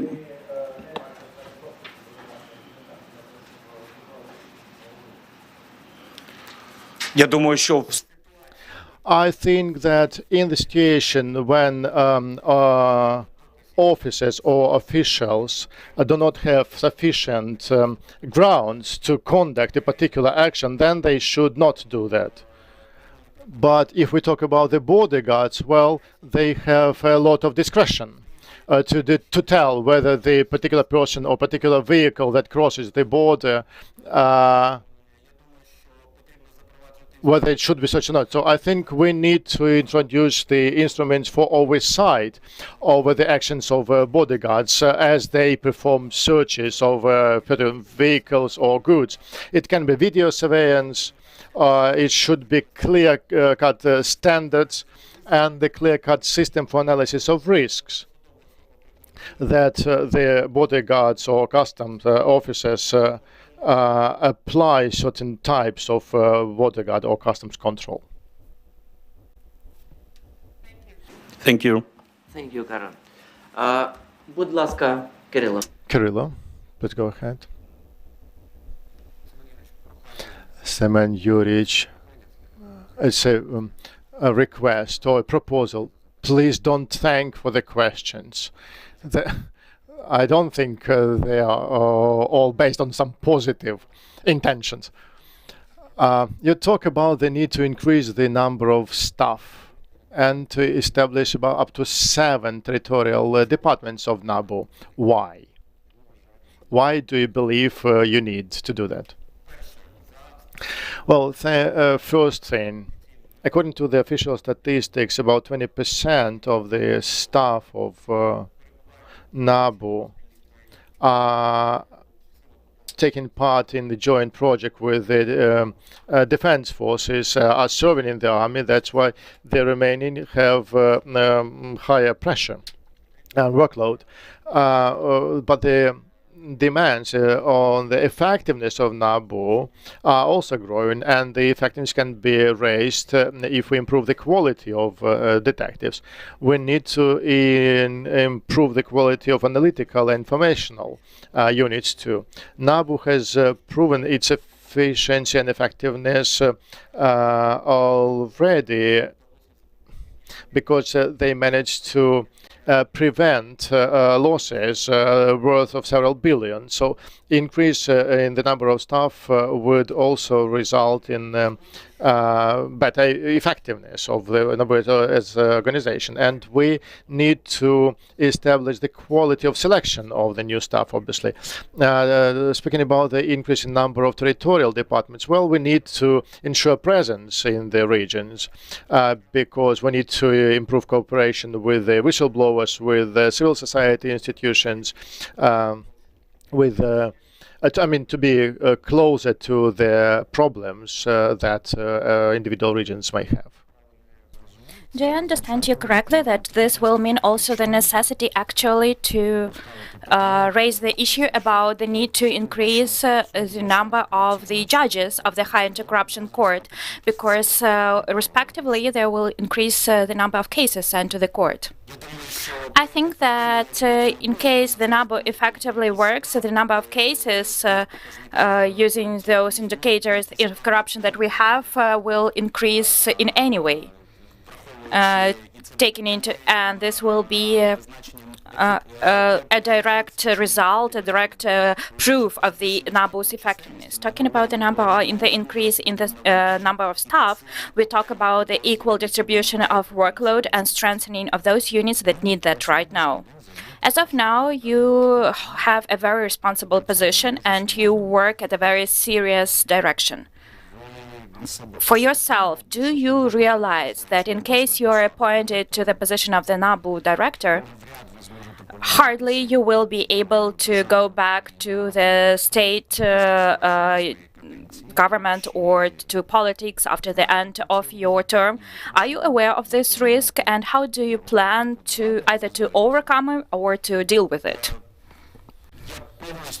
I'm fully aware of this, and I want this. I realize that in case I'm appointed as the director of the National Anti-Corruption Bureau of Ukraine, after the end of this term at this position, I will work as the expert. That's my wish, and I would like to help other countries with the implementation of anti-corruption reforms as an expert of international organizations, for example.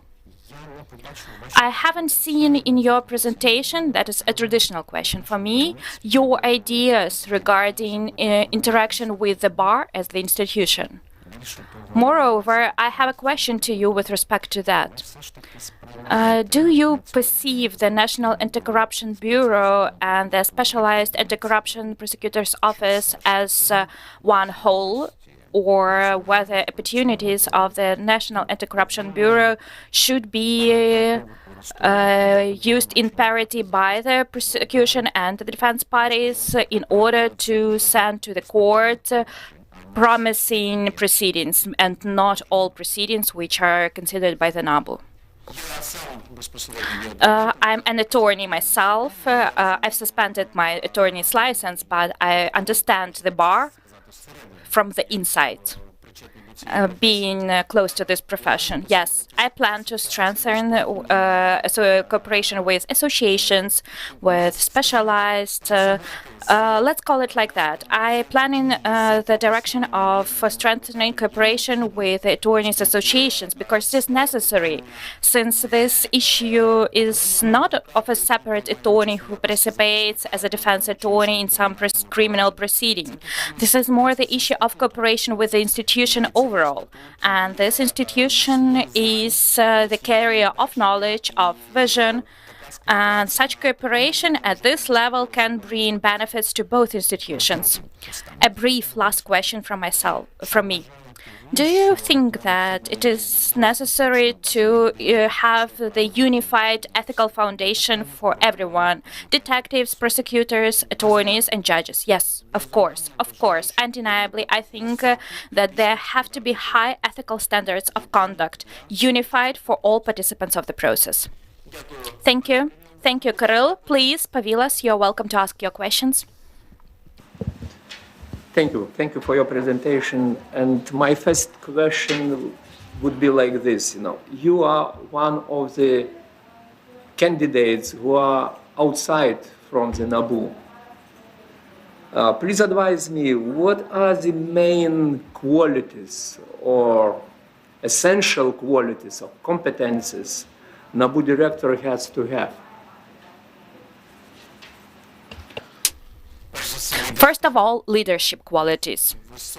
High responsibility, integrity, ability to resist and overcome challenges, ability to solve crisis situations, high communication qualities, the level of self-education, openness to the society. 4 of them. 4 з них? 4. The main, essential, not 10, but Лідерство, Leadership, competence, responsibility, integrity. okay. And you have mentioned that from one side that NABU proved efficiency and effectiveness. You mentioned. Why? So from another side, you think what NABU needs some transformation. What is bad with NABU today? And what kind of transformation NABU, from your point of view, if you are director, you will implement what kind of transformation or changes?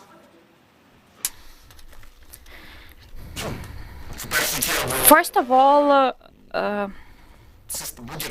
any system has to be improved on a permanent basis, even the system that works well. And it is necessary to set even higher goals and objectives in order to improve this effectiveness. There are current plans, operative tactical level. This is what I mentioned, that is provision of the implementation of independent surveillance activities, increase in the number of employees, even though this will require also amendments to the legislation as well. However, there are more global plans. That is implementation of the key mission of the NABU, that is purification of the government from the corruption in order to build an effective state and society. And therefore, the first thing that I will start with, that I will implement the strategic plan of the NABU. I will determine the stage at which we currently are and what has to be done in the short term and in the strategic long-term perspective in order to achieve even higher effectiveness and efficiency, and in order to satisfy the public demand for fairness, which unfortunately right now has not been satisfied, and this causes some criticism of law enforcement system overall. Not only NABU, but the entire system. You already a few times mentioned effectiveness and efficiency. Please explain to me the difference.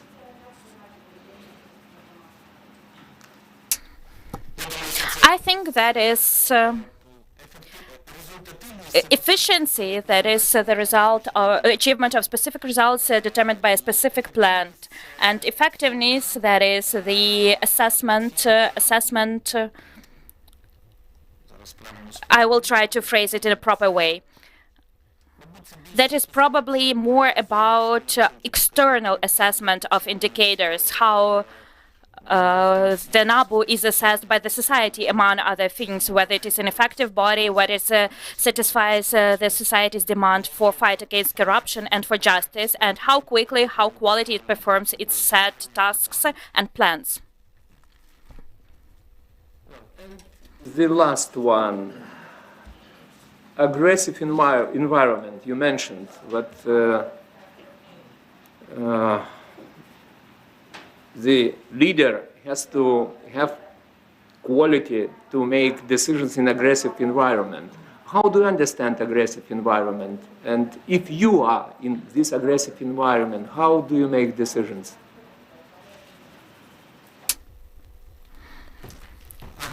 Aggressive environment, that is the environment when separate participants of the process resist positive changes and the achievement of the positive outcome.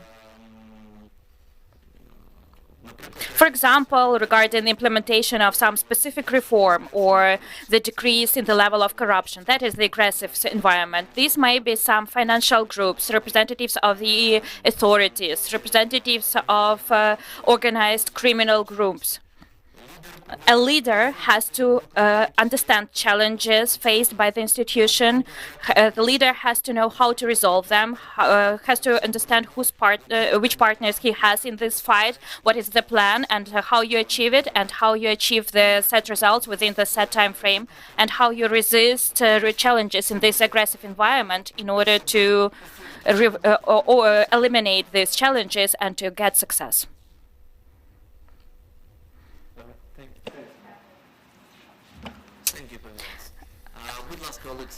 Please, Alexei. Thank you. Can you please tell me, Semen, in your activities you show such quite a revolutionary activity in every organization where you work. That is not an easy work, we all realize that. Can you please tell me who is your foundation when you implement these revolutionary reforms in each of the organizations? Of course, in continuation, who would you use as the foundation in your activities when at the position of the director of the NABU, if you are appointed to this position? First of all, that is the team. That has to be the basis of any activities. That has to be built according to the correct principles. That has to be effective, and that has to interact among team members and work in a unified way. The team is the key element. In addition to the team, there are also partners, external partners, including international organizations, as I've mentioned, who helped us with the implementation of reforms in the Odessa customs and in the state inspection of architecture and urban planning. Those are people who share your values and who are interested in getting the results in terms of the fight of corruption. So, team and partners, external partners who share priorities of the development of the institution. Thank you. How do you plan to build cooperation with other law enforcement agencies of Ukraine? Before getting to this interview, I read that today materials with respect to a person who tried to give a bribe to a top-level official have been sent to the court, and this operation was implemented by the NABU together with the State Security Service of Ukraine. So this cooperation is quite possible. It can be built based on interaction, and I think that in case this interaction corresponds to the requirements of the legislation and, for example, is within the jurisdiction of the National Anti-Corruption Bureau, we will cooperate. Similarly, in my self-presentation, I've mentioned that it is necessary to provide communication to maintain and develop cooperation with the NACP, with the State Financial Monitoring, with the Accounting Chamber and law enforcement bodies, and SAPO, of course. Can you please tell me, how will you distribute resources in your organization? Because there will be no sufficient resources for everything, of course, as always, in order to carry out investigations in particular. What are the criteria for prioritization of resources? As of now, right now, the structure of the NABU, the existing structure of the NABU is quite effective in terms of its functioning. Yes, of course, there are some directions like analytical work, information, detectives, operational works that require strengthening, investigative work as well. I think that, first of all, I will carry out analysis of operational activities, how the workload is distributed inside the system, and taking into consideration these input data, I will listen to the heads of the units and I will take a reasonable decision regarding the proper allocation and distribution inside the structure. Besides it, actually, such activities assist with proper distribution of workload. So for that, we need proper delegation of authorities, planning, etc. Okay, and then my last question to you is the following. What will you do if your team will not accept you? You're not from inside the organization. You're a person without the experience of law enforcement operational activities. Then you become the director of the NABU, and the organization does not plan and does not want to be subordinate to you. And you face the situation that effectiveness of you as the director is very low. What are your actions? I think that I will ensure proper level of effectiveness as a director. Personally, I'm sure of that. Secondly, it is necessary to properly communicate with the team. It is necessary to prove that we share the same values, that we have the shared objective. And I think that I'm deeply convinced that I will maintain proper communication, effective communication inside the team. I will find the common language with them, because ultimately I have experience of communicating with NABU, with some units in the process when we carried out some joint operation on the detention of the person who tried to bribe me. I saw these people, I know these people, these are professional, honest people with integrity, so I think there will be no problem like that. I'm absolutely sure of that. Thank you, Alexei. Please, Drago. Thank you. So you mentioned several times that the NABU director is the leader So, there's a difference between the leader and the boss. So can you explain me what's the difference? Leader and boss. And what, let's say, if you become the director of NABU, what will you be? The leader or the boss?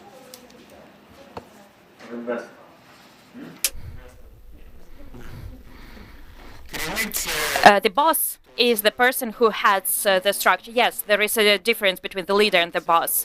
The boss is the determined by the position, with specific authorities, with specific duties at the position, and not always bosses are leaders, and that's quite often showed by the experience. So, for example, a boss may be appointed, but the boss may not show leadership qualities. Leadership qualities include the ability to take responsibility, the ability to be dignified in crisis situations, to lead people, to determine strengths of people, to determine strengths of the organization, to understand in which direction this organization is going, to lead people after yourself to achieve the result. I think that I will be both the boss and the leader. I will be the boss with leadership qualities. Just leader, boss, and manager. Is it difference between boss and manager? And you are leader or manager? And who should be the director of NABU, leader or manager? Він It has to be leader, manager, and not the boss of the mafia. I don't know, boss. For me, boss has the association with the slang word, with the slang story. I think that both leader and manager. Boss is more some relations. Okay, so in your, let's say, NABU development plan, you're saying that you will try to practically realize the legal provisions which are saying that NABU has to do its own wiretapping. So how would you do this in practice? What would be your practical steps? How would you get to the situation that NABU would start doing this interception of communication by itself? As far as I know, from the communication in 2021 of the Artem Sitnik, they several times turned to the Security Service of Ukraine. They had correspondence, but without result. I think we'll have a joint meeting with the Security Service of Ukraine. We will clarify the technical and maybe legal problem of this issue, and among other things, with the help of international partners, in case this problem has has the nature that will require involvement of international partners into this process. I think we will be able to implement this provision. I'm afraid that SBU will not be too much interested in doing so. So what you will have to do, you will simply have to buy the equipment and start doing it.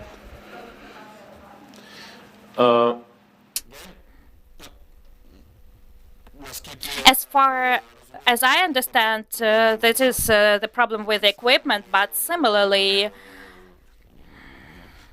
there are issues that have to be resolved technically with the Security Service of Ukraine as well. Yeah, but I see in many countries where the situation was exactly the same. And in none of the countries, intelligence services were interested to give this power to the law enforcement agencies. So you will have to simply fight for it. Then you're also saying, let's say that you will try to introduce automation of monitoring and detection of suspicious events in the field of public administration. So can you tell us what that is? При аналізі During the data analysis, NABU has an analytical unit, and when they analyze data, and with due regard to the development of modern technologies, we need to engage the artificial intelligence to process the data, to analyze the data, and identify, for example, suspicious transactions or operations in the public domain. Also, we need to adopt OSINT technologies and, enhance this unit to improve their facilities. The unit that performs analysis at NABU. Well, I still don't get it. How will you automatize the monitoring, and what are the suspicious events in the public administration? So can you just be very precise on this one? А на сьогоднішній день Well, there are technologies today, the software that can analyze public data and identify suspicious actions that I mentioned. And the technologies of artificial intelligence can be applied for the analysis of received data. As far as I know, at least. And what I can understand without being within the NABU, the open sources say that the OSINT technologies, which helps to get information from international law enforcement agencies. And in other countries, they get about 80% of data from public sources. So we just need to use software to be able to analyze these sources and this information. Hopefully, the war will be over soon. Let's say very soon. And then the reconstruction of Ukraine will start, which, let's say, according to some estimations, will $1 trillion will be engaged. How would you organize the reconstruction in the way that you would ensure the effectiveness, the efficiency, and also to protect the money which will be coming into Ukraine, and what would be NABU's role in that?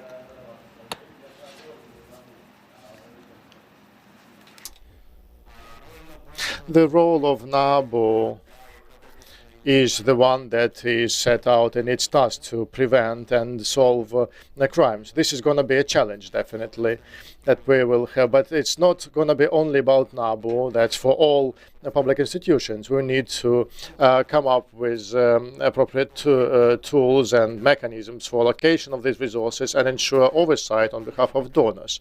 For NABU, that will be about analysis, enhancement of analysis, and enhancement of the work for disclosure of the crimes if they are committed. Because this should not be tolerated. We all understand this, and there's not going to be a challenge only for NABU. There's going to be a challenge for the whole system of governance. Last one, you're saying here that you would like to change your legislation in the sense that the institute of plea bargaining would be improved. Don't you think there is a higher risk involved with it? Because you have plea bargaining and you have corrupt prosecutors and judiciary. This can be easily misused. So what safeguards would you introduce not this risk to be materialized?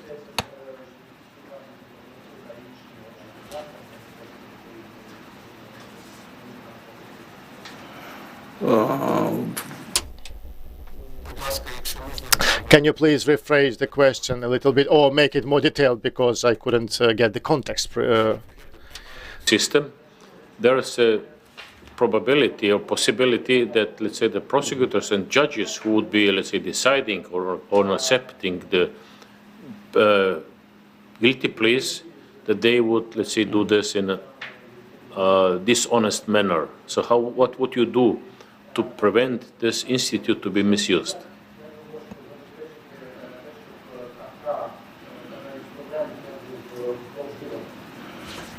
Інструменту. You mean this plea bargaining tool? Okay, I understand it. Yes, it should be improved, definitely, because there are some challenges there. And there is Article 75, if I'm not mistaken, of the Criminal Code. And in general, it needs to be enhanced, this plea bargaining tool, because experts believe it's not used well enough, sufficiently enough, and that is proven by the percentage of such solutions. As to the misuse, well, I don't think it is possible on the stage of plea bargaining, because NABU conducts a pre-trial investigation, and I think that everyone will know about those facts. So I don't think this is going to be misused or abused. Генерага. Так, тоді Okay, then I have a couple of questions to you.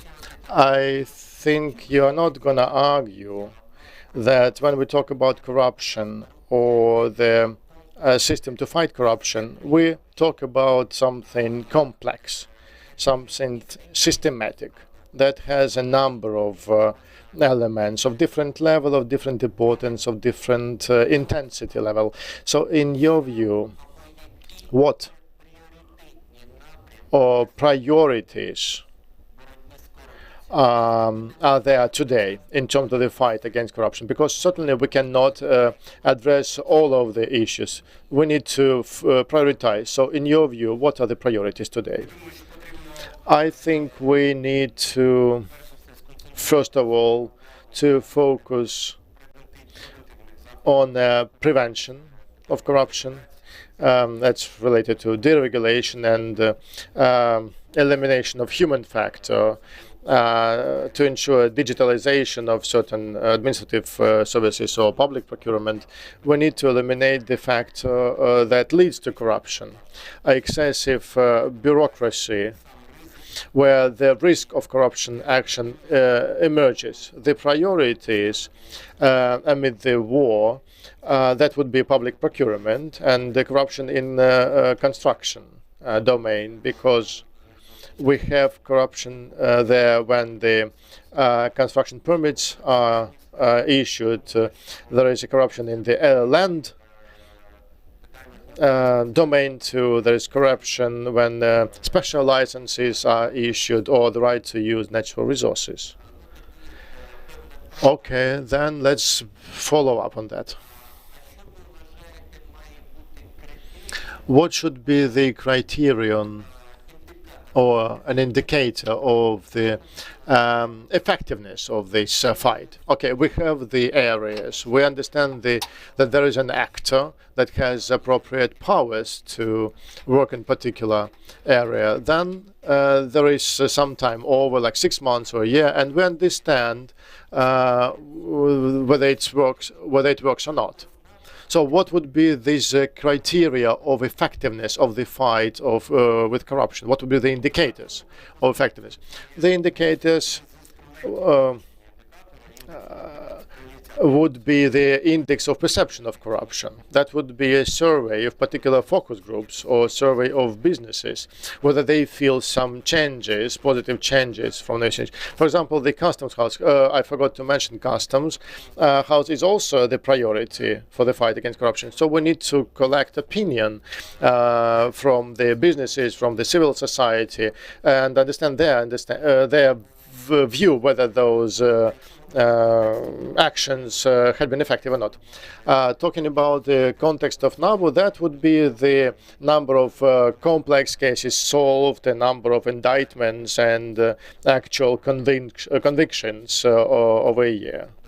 That would be telling us about the quality of those pre-trial investigations and the number of people who were convicted for the corruption-related offenses. And the last question. The law of Ukraine on the national anti-corruption policy until 2025 introduced an anti-corruption strategy. So it kind of offered to implement the anti-corruption strategy. That would be the better way to say it. So there are about a dozen of areas related to corruption risks. So in your view, what are the corruption risks in the area of political parties? I understand from our previous conversation that there was a question to you and about your relations with the Servant of the People Party, and you said that you only performed as a defense lawyer there. But still, if we look at this issue from the perspective of Director of NABU, talking about the anti-corruption strategy, and it is set forth in this strategy and the anti-corruption program.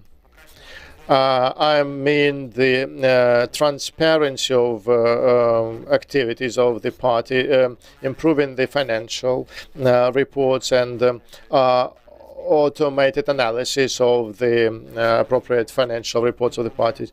We need to monitor risks related to the function of the parties. Also, if I'm not mistaken, this program simplifies the procedure for establishment of a party and its activities, because now there is a lot of bureaucracy there. So the program suggests simplification, and also it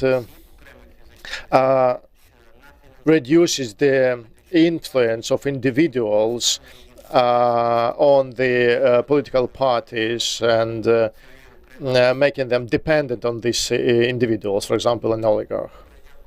Thank you. Alexei, Pavilas, please go ahead. No, sorry, Karen. Are you saying I look like Pavilas? I am looking like Karen. So just a couple of follow-up questions in that regard. My first question is, it was already referred to by Alexei, you're an outsider to law enforcement, and you're coming into an organization that in a lot of ways is very, I would use the word incestuous, and it is incestuous because you guard so many of the state secrets. You see people in their worst place. You see people committing, some horrendous acts. You see people who are broken by, not just violent crime, but corruption crime has broken families' lives and savings as well.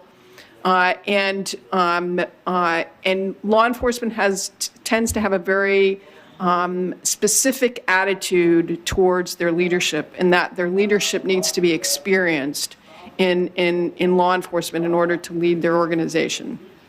So my question to you is this. You're standing alone out there as the leader of NABU, assuming you're selected. How are you going to manage this perception of your responsibility when you don't have an advisor that you can go and pour your heart out to about whether you're making the right decisions? That's part one. And part two, how are you going to deal with your vulnerability of being out there by yourself when various factions, who we'd love to minimize, even through changes in the law, within and outside of government, come to you and want to pressure you into making certain decisions that are in their favor and not in favor of the organization and the individuals in the organization who give their lives and their time and their families, often their family time, in order to do this job?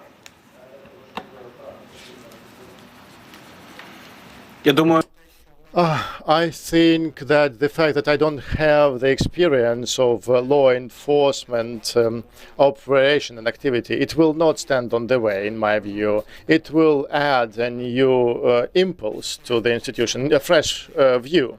Because, I know the criminal procedure. I know the administrative procedure because I was the first deputy head of the customs house in Odessa, and we investigated administrative cases because some time ago customs house was a pre-trial investigation authority. Thank God they are not any longer. But I know the process. I have sufficient amount of knowledge and skills to understand what's going on in particular case.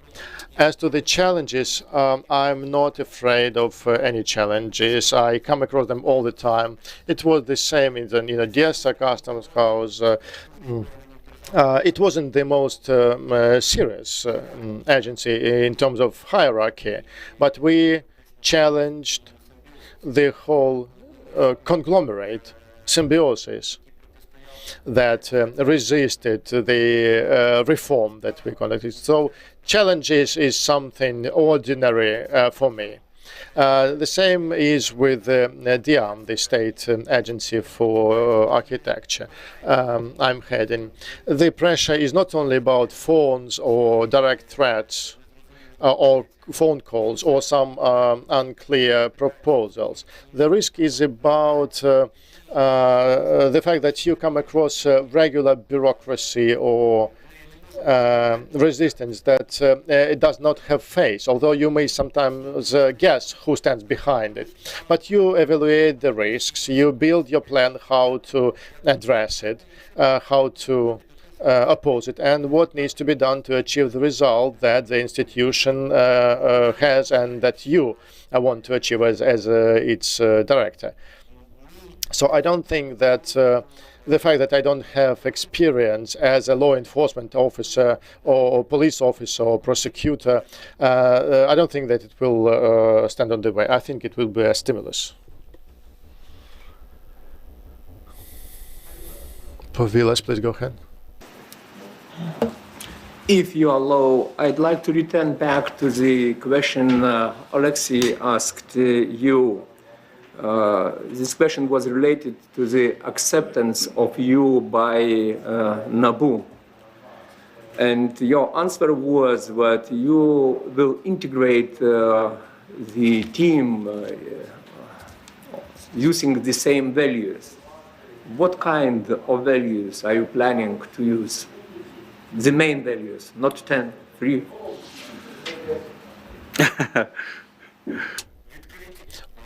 Openness, honesty, integrity, effectiveness.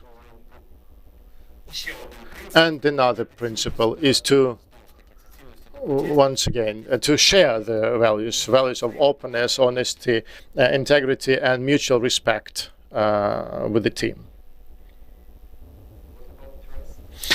Довіра, да. Це взаємоповага. Indeed, yes, mutual trust. Yeah, that's what I mean. Because it's based on the trust, obviously. What are other the most effective ways to integrate team, except values? Okay, we agreed on values. What are other methods or tools or ways to integrate team?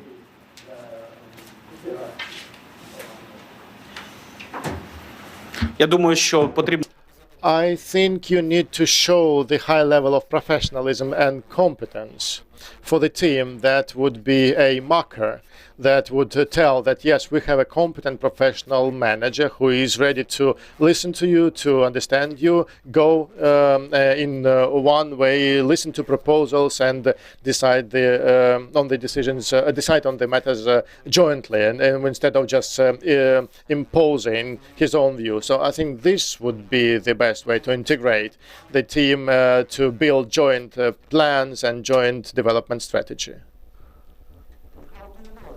Team is integrated.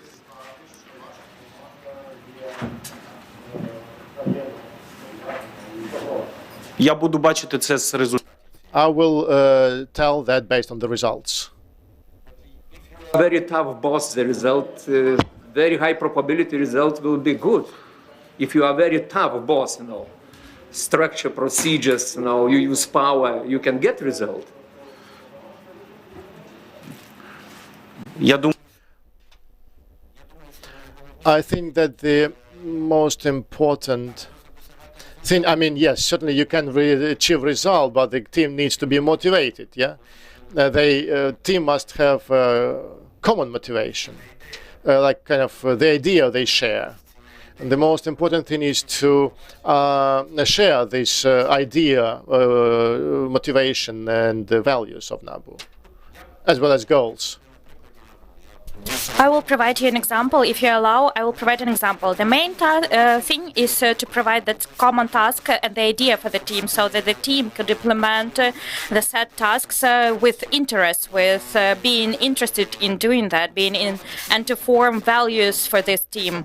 That is what, for example, happened when I launched the state inspection, when this team was united by the one objective to overcome corruption, to launch the service-oriented oriented body, the fair in terms of inspections, and that's idea, that's main task, has allowed us to reach the proper level of effectiveness. I think that it is common for any institution, not only for the central executive body or the law enforcement body or a business structure. The main thing is to have the idea, to have the purpose, and to have the understanding by the manager of the problems of the organization, the ability to hear, listen, to plan, and to organize work.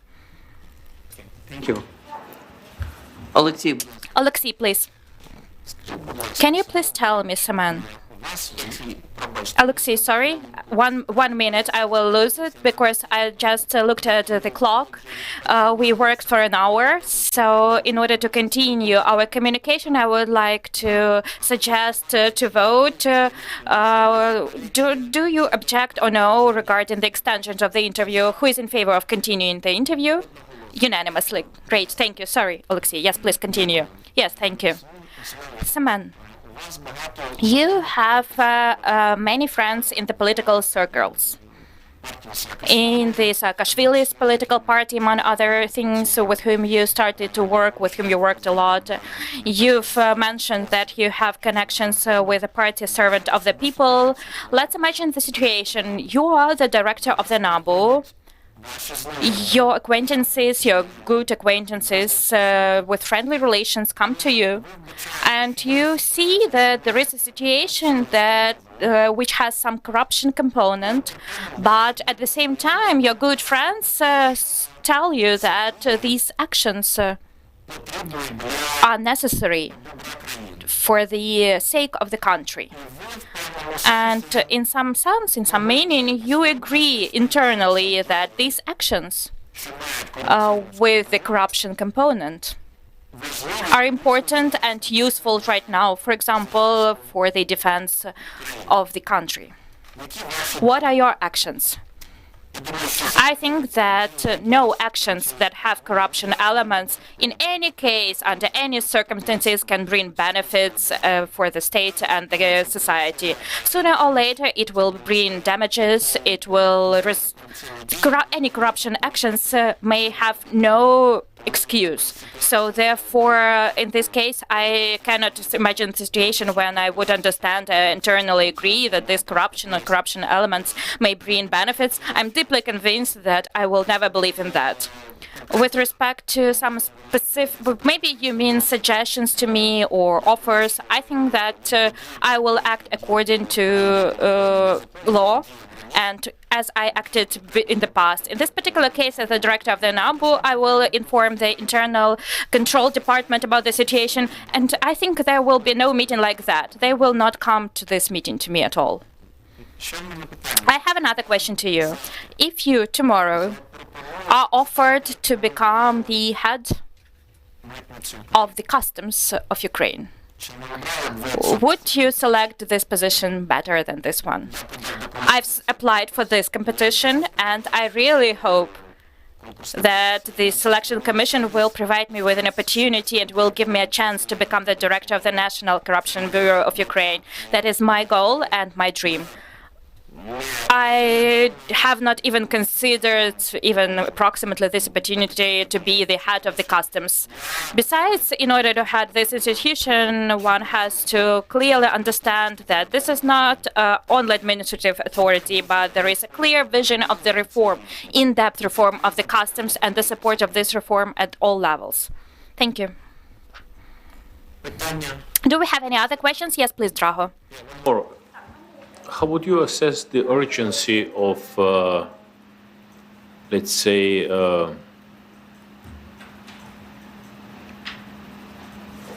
reviewing the whole work of NABU? Does NABU needs the whole overhaul, or do they only need fine-tuning? And how urgent is that?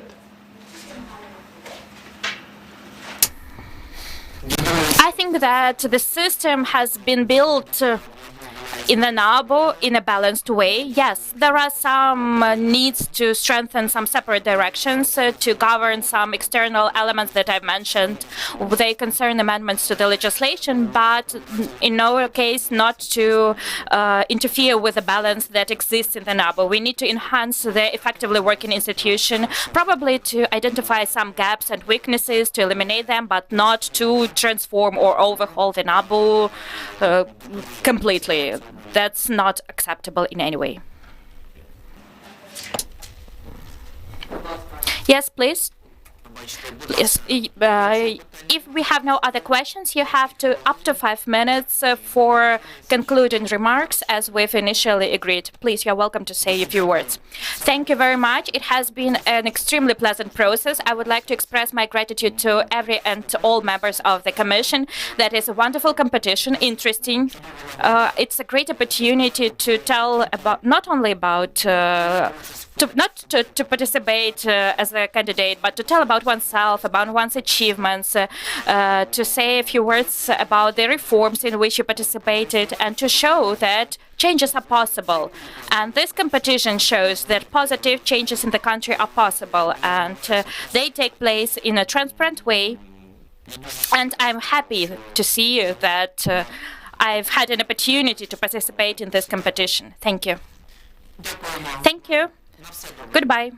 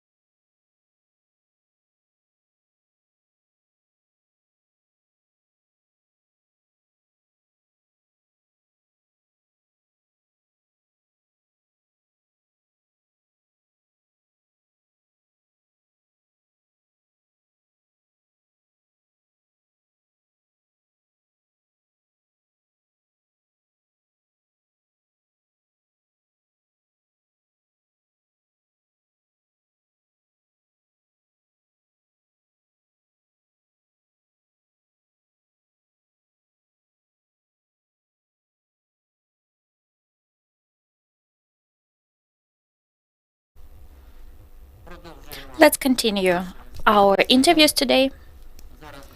Right now, we'll have interview with Viktor Volodymyrovich Pavlushchik. I would like to remind you, we will structure our work as follows. You will have 5 minutes to present yourself, to express your vision of the necessity of your participation in this particular competition. You can also tell us what you want to tell about yourself. Then every member of the commission will have up to 10 minutes to ask questions to you. After that, if necessary, if members of the commission have some follow-up or additional questions, once they complete their session, then we will have additional questions to you. We will try to have 1 hour for this interview. If we don't manage to do that, then the Commission will take a separate decision to extend the time slot for the interview. And at the end of the interview, you will also be provided with concluding remarks so that you could express what you didn't have an opportunity to express at the very beginning. Up to 5 minutes. Another wish is please spend up to 3 minutes answering questions without some extensive life experience in order to fulfill our time slots and to provide your vision regarding those questions that you will be asked. Please, you have your 5 minutes now. Good afternoon, dear members of the Commission. Thank you for this opportunity to present myself. I would like to start with the fact that I was born in Vinnytsia in 1985 in the family of veterinarians.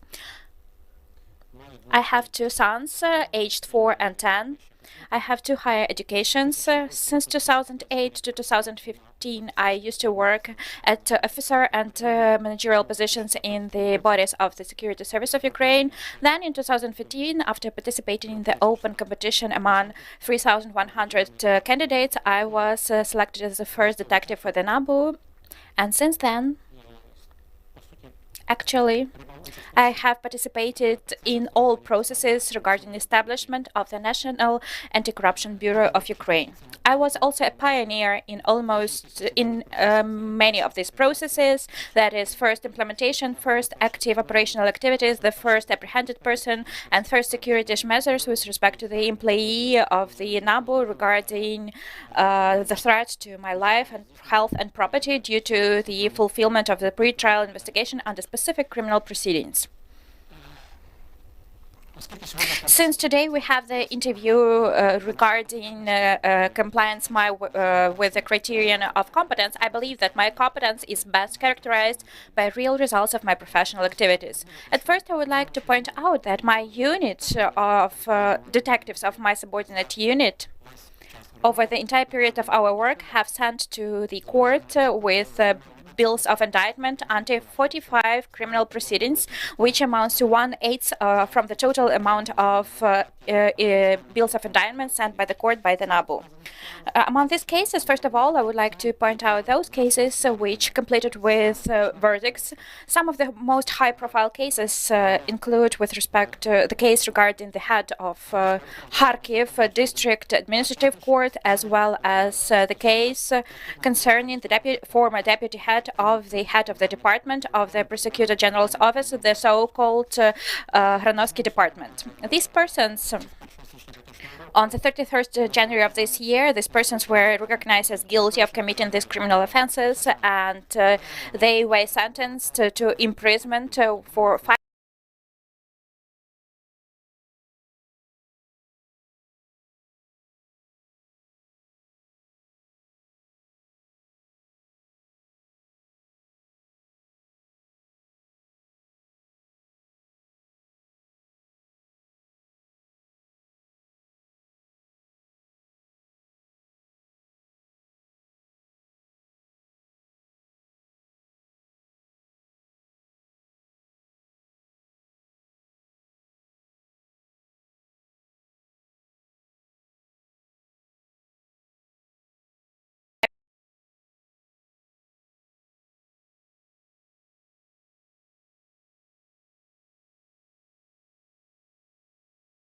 right now, that is search for assets and sending materials to the Ministry of Justice to send them to the court for the consideration regarding assets of Russian business persons, as well as the only decision of the High Anti-Corruption Court regarding civil confiscation of unjustified assets of one of the presidents of courts of the Kiev region. One more minute, I would like to tell you about the vision, my vision of the future work of the NABU. I believe that the NABU has been formed as a strong institution already, which does not require critical changes, but only separate fine-tunings inside and externally, which includes in particular internally prioritization, specialization, improvement of analytical work, and improvement of the work with the staff. With respect to the external direction, these include such topical issues as increase in the number of employees of the National Anti-Corruption Bureau of Ukraine, ensuring independence of conduct of expertises, that is by the independent expert institution, as well as the element that it has been standstill since 2019, that is implementation of the independent wiretapping. I believe that in the future, the Bureau has to be the most effective anti-corruption body, which will form in the society zero tolerance towards corruption, that will prove that every corruption offense has to be followed by the respective punishment for the respective person, and that the fight against corruption starts with each and every of us. Thank you, and I'm looking forward to your questions. Thank you. I don't know about other members of the Commission, but I would like to also hear about your motivation of your participation in this competition to become a director of the NABU, and not to listen to how wonderful your unit is in its work. But okay, everyone presents what he wants. Please, Karen, you will be the first to start asking questions. Yes, thank you for that overview of your work. As my colleague said, obviously what we want to hear a bit more about is specifically your motivation for coming to apply for this position as the director, and what support you think you have within the organization to take this position.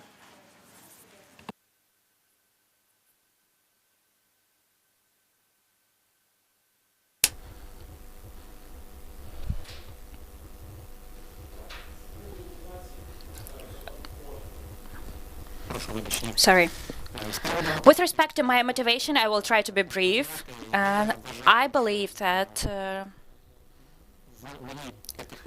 during my 5 minutes of self-presentation, I tried to describe as much as possible the results of the work and the benefit and usefulness that I has brought to the NABU so far. I believe that my experience gained at the previous position and both in the NABU is quite extensive, and that I can use it to work in the future.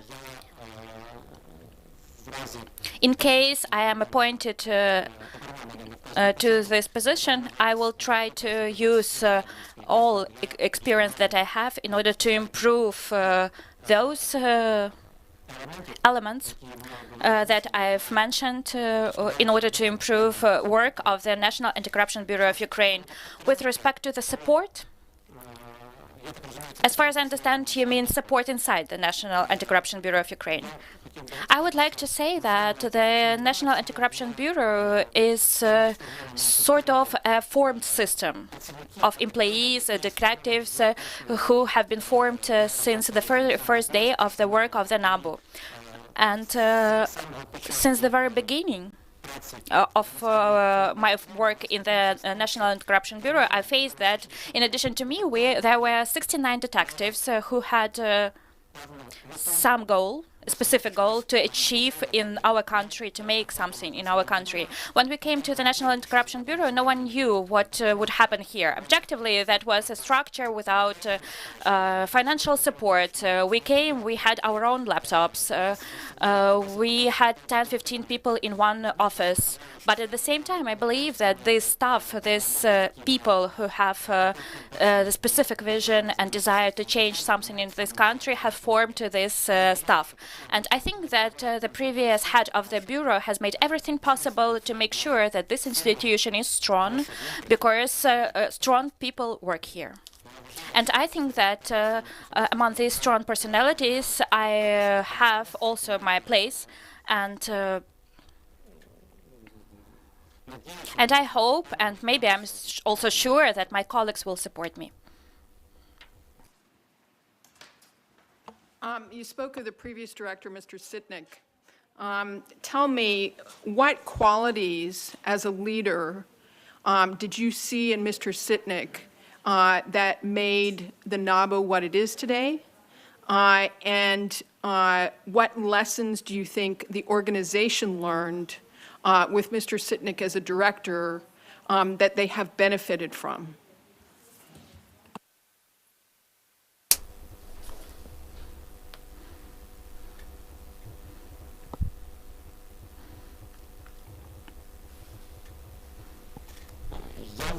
I think that a specific result in the form of an independent institution was a strength of Artem as an independent personality who started since the very beginning to be outside of the influence that could have been exerted in our country. And probably that is the main quality and the most important quality, independence. The second is the power of will. I believe that in his during his professional career and personal path, he faced much resistance from the system and pressure from the system. And at any point, a person without a strong power of will could stop and do nothing in the future. I think that with respect to the organization and support, I think that the main representative who helped to form the National Anti-Corruption Bureau of Ukraine was the civil society that expected specific results. And on behalf of this civil society, these were representatives of civil society organizations, activists, and also a huge role in the formation and establishment of the Bureau was played by international organizations. As stated in the law, of course, this is a very important element, that the National Anti-Corruption Bureau is funded from the state budget of Ukraine and projects of international technical assistance. I believe that without these projects of international technical assistance, formation and establishment of the independent body would have been impossible. And one last question. You mentioned civil society. Of course, NABU has a People's Commission that is an integral part of your NABU's commitment to transparency and openness within NABU and to the public. And so I wondered if you would comment on how you see the director's relationship with that organization continuing to flourish, or maybe it needs a little bit of a reset, or maybe you think it's going just fine and nothing needs to change.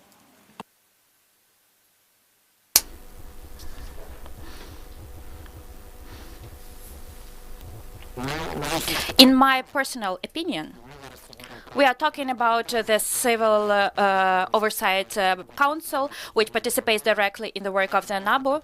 This council at the NABU performs those functions which are expected from it by the civil society. Representatives of the Public Oversight Council participate in selection commissions to select future employees, and two representatives of this council participate also in disciplinary commission, which determines the necessity plenty and existence of grounds to bring people to responsibility, disciplinary responsibility. I believe that I, as a director, will, of course, communicate with this council as much as possible in order to ensure maximum transparency of the Bureau's work. And the opportunity, among other things, example, during this competition, the civil society sends information regarding candidates, and similarly, Civil Oversight Council can also receive information about future employees. Of course, that is not the level as the one regarding the competition for the position of the director, but this information is still important because we need to prevent getting people who do not comply with the high level of the detective of the NABU getting into the organization. Thank you, Karen. Please, Кирило. Victor, today you mentioned about I as the director, the phrases that way. That's great. Please continue the my idea. You as the director, during the first 6 months of your activities at the position, will do the following: first, second, third.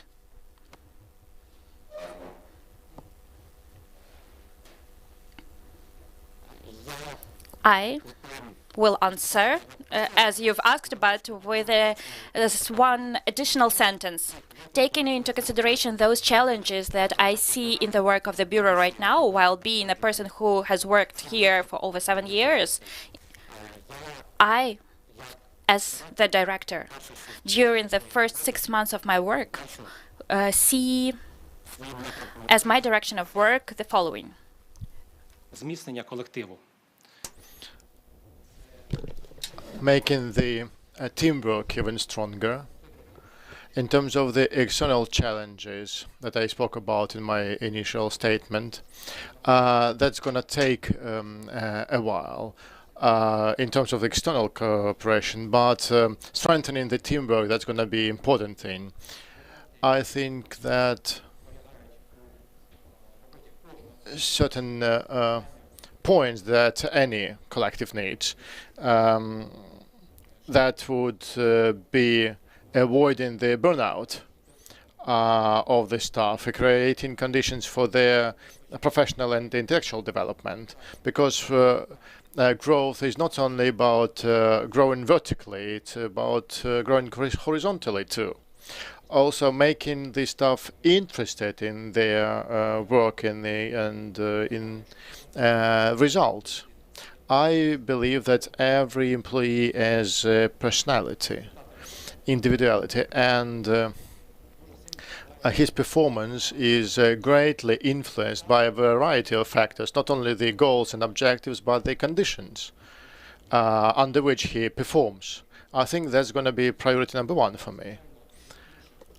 And also other internal factors.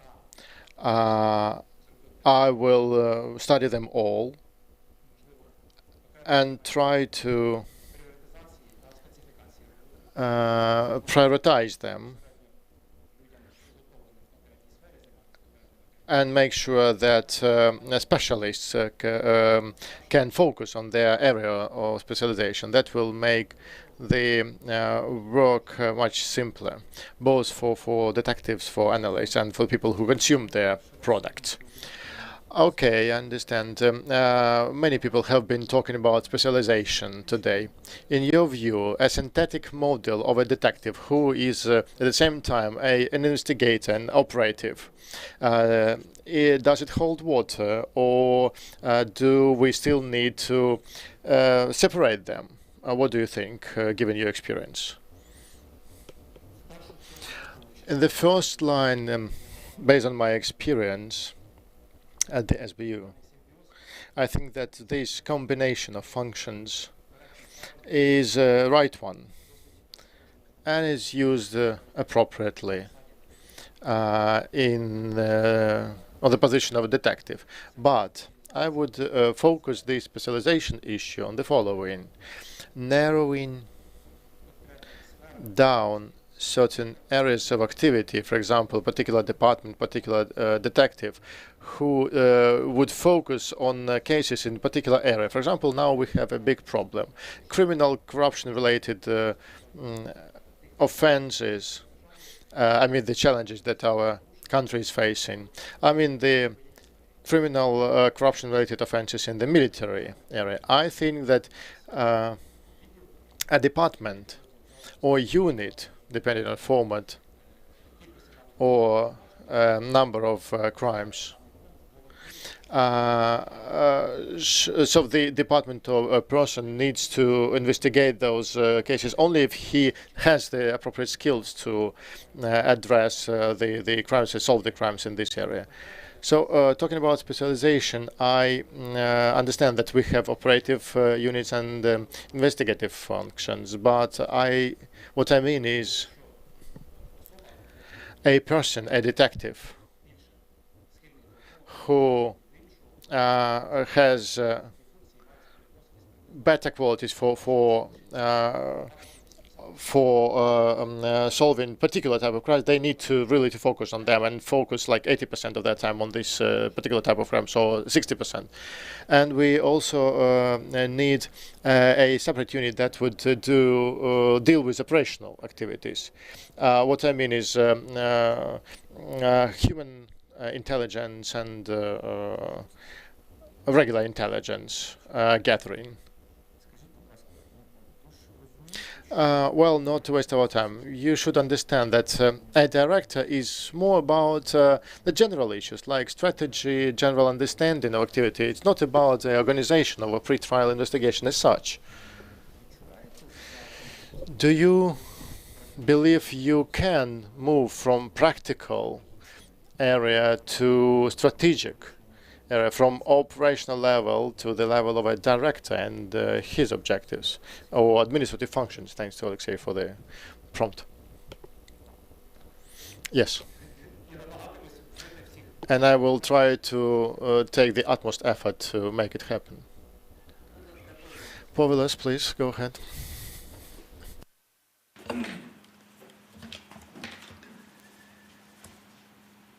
In the methodology for evaluating candidates, it's stated that NABU director has to have ability to make prompt and, what is important for me, fair decisions.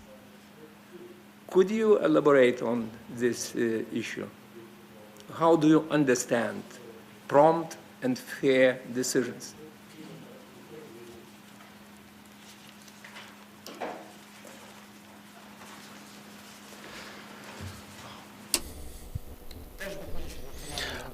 Also, based on my experience, I want to say here that in my activity, an operational level activity, for example, during operational level measures, I always try to plan them in advance to make sure that the situation at a particular place, in a particular context, could develop according to the plan, and so that we could have kind of understanding what needs to be done. So in these kind of cases, I tend to make decisions that are well planned ahead and are well grounded. For example, in a particular situation, we should act as follows. And I try to make sure that my team works like that. But on the other hand, I totally understand that there are a lot of situations that require prompt, urgent decisions that sometimes you can't pre-plan. So I think that these decisions, they can be made only based on your experience and an intellectual level of the particular person who makes the decisions. About fair decisions.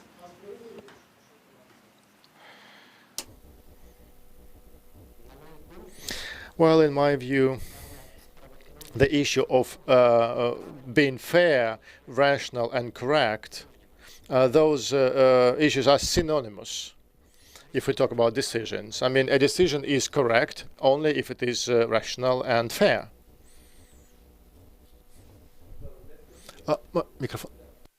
Microphone. Let's continue. What does integrity means for you?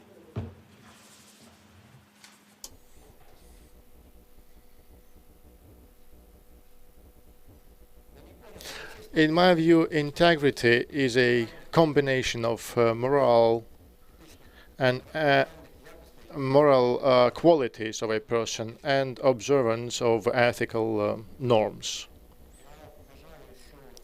I believe that a person of high moral qualities would not, or at least would try to take every action to avoid even the minimum mistakes in his activity or her activity, both in personal and professional life. And is it any correlation between integrity and honesty?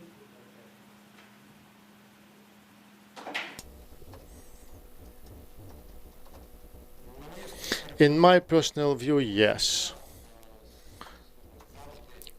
Because I always build my communication with the people on the principles of honesty, because it helps to ensure direct and open communication and ability for the interlocutors to hear each other. And both in personal and professional life, I believe that honesty comes first. And if there is a dispute, you need to be really honest in speaking up and listening to your opponent. Oh, thanks. My second question is related to the question Kirilo asked you about your first actions during first 6 months. And priority number one, as I understood, is to strengthening teamwork. My question is, how do you integrate the team? If it's possible, could you provide a concrete example?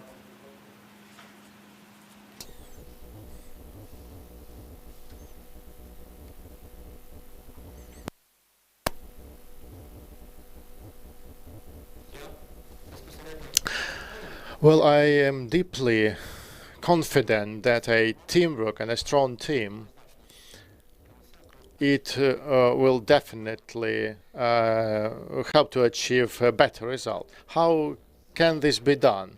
Well, based on my experience, I believe that point number one is communication. There's a kind of direct communication with subordinates and with employees. Other methods include most probably administrative measures.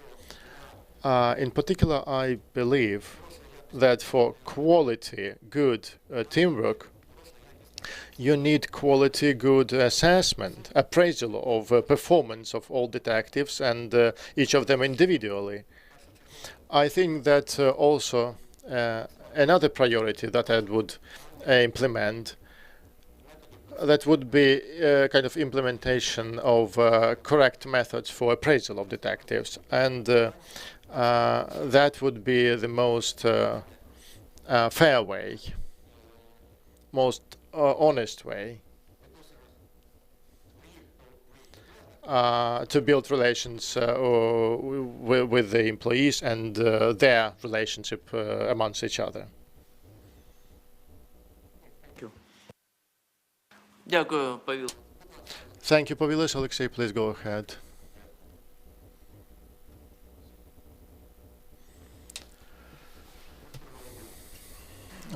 Viktor Volodymyrovich,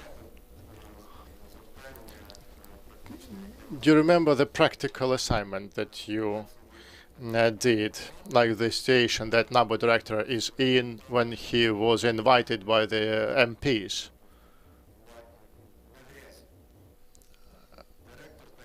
to some resort? Just imagine this situation, that you are a director and one of your key employees gets into that kind of situation, like really dubious in terms of political exposure. So at some meeting, at some open event, he was there, and after a while, journalists start calling you and emailing you. In particular, international organizations start emailing you and saying that that kind of attitude is intolerable. He should not have acted like that, and they ask you questions: how come that that kind of employee is working in your organization? However, you didn't find any real evidence that this person behaved inappropriately at that meeting or another meeting, or that he discredited himself. But still, the pressure is there.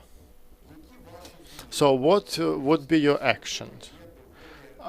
Since this person is key for your organization.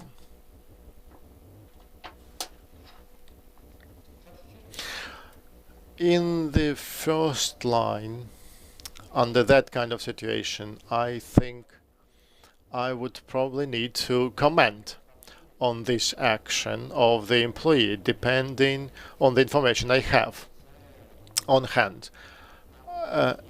These actions need to be checked, first of all, and evaluated appropriately. That's why my message to the media or to the civil society organizations would be like that. I would say that this information would be evaluated with the methods that are set forth in the law on NABU. In particular, by the disciplinary commission. And then, given their opinion, then we can evaluate the actions of this employee. I think that the Bureau does not have any positions or that are dependent on particular person. I don't believe that such people can be so vitally important, critically important, that could not be evaluated, and with appropriate measures taken. All right, you do that. The disciplinary commission considers this event and believes that there is no reason to bring the person to responsibility. You report it to the public, and then you get other media responses from the civil society, also, and international organizations, and they tell you that you are trying to cover that kind of actions of your employees, that you have contemplated that. So what do you think you're going to do? Well, I referred today to the disciplinary commission, and it includes representatives of the civil society organizations. So if there were so many comments from the civil society and international organizations, I think that this opinion would probably be correlated with representatives of that same civil society that is represented in this disciplinary commission. But if we evaluate all those facts, it's hard for me to simulate the situation, but as a person who in the future, if appointed to the position, I would be employing the disciplinary measures or not employing them. I will personally check the information and make the decision based on my personal, professional experience and my qualities. What decision I may probably make, well, it's hard for me to say at the moment. For example, this event that was described in our practical assignment, I believe I described my opinion accurately, and in that case I believe that that attendance of the event was absolutely inappropriate. Drago, please go ahead. Thank you, Alexei. Microphone. Thank you. So, good afternoon. So your role as the director, let's say if you're appointed, would be to establish the circumstances and conditions for your detective and other employees to work, let's say, more effectively, more efficiently. So what would be your first step to make their work and or life easier?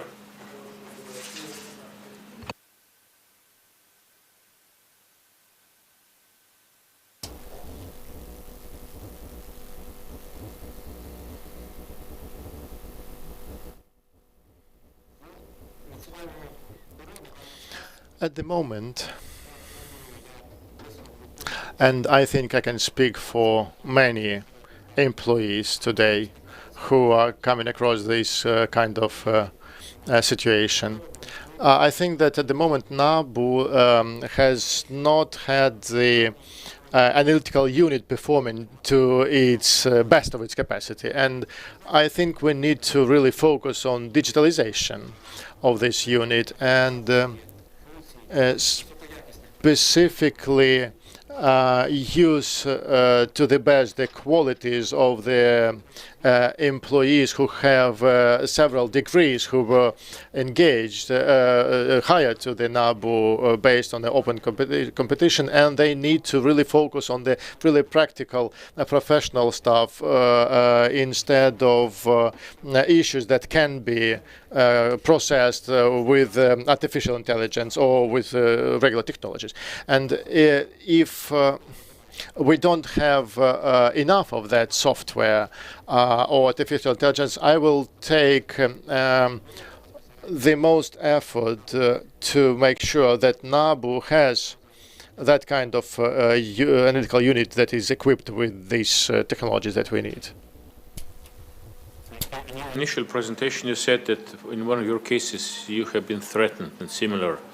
So can you tell us what was the most difficult part, let's say, when you found yourself in such a situation?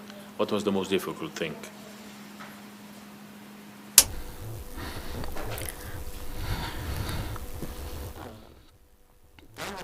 These events took place, if I'm not mistaken, about 6 years ago. This situation was quite emotional for me, for perception. But at the same time, I would like to say that from the professional perspective, professionally, in my opinion, it has not impacted me in any way. I subsequently similarly performed my functions the same way, but at the same time, the most difficult part was probably the element of personal life, private life, which did not allow me, due to security measures, prohibitions of employees who provided my security, it did not allow me to go to leave my house outside, to go for a walk with my kid, something like those actions. At that point, we had information about a real threat. Subsequently, this information, after the conduct of investigative actions, was partially proved, confirmed, and we received information about specific actions which were planned with respect to my property. In particular, this concerned my vehicle that had to burn down. That was talked in different phrases. So probably that was the most important thing, that is the emotional component and the perception in my private life. Thank you. When you mentioned another case, the case of Kiev Administrative Court, you said that you faced the resistance of the whole system. What form this resistance had, and what did you do to overcome this resistance?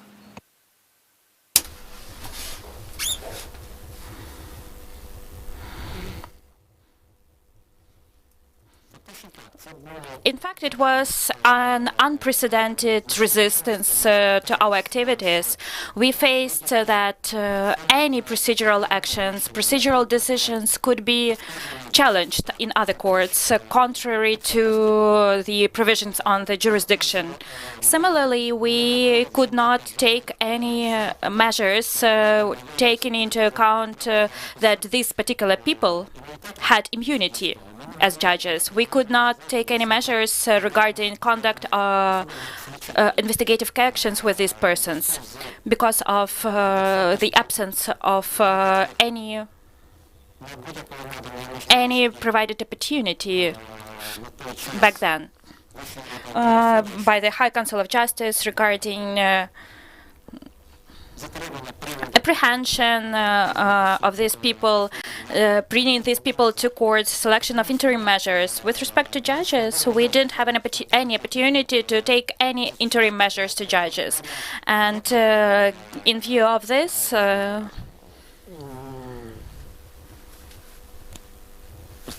I will try to phrase it as best as I can. No procedural actions with our defendants could not be done by us, suspects, sorry, not defendants, suspects. We could not commit any procedural actions with respect to them. But at the same time, I think that back then it was done by my unit with involvement of another unit. We took all possible measures in order to bring this criminal proceeding into compliance, to collect all possible evidence that we could collect at this stage, and to send, as far as I remember, 220 volumes of the criminal proceeding to the court, and we did that last year. Thank you. Ukraine is a country with, let's say, with extremely strong civil society. I have to say I never saw a country where civil society would be so strongly, let's say, engaged in monitoring and evaluation of the state institutions' work. You discussed that already a bit. You said you would try to, let's say, establish good cooperation with it, but where would you draw the line when it might come to, let's say, to the attempts of influence, the civil society influencing your work as director of NABU? Where would be the end of friendship?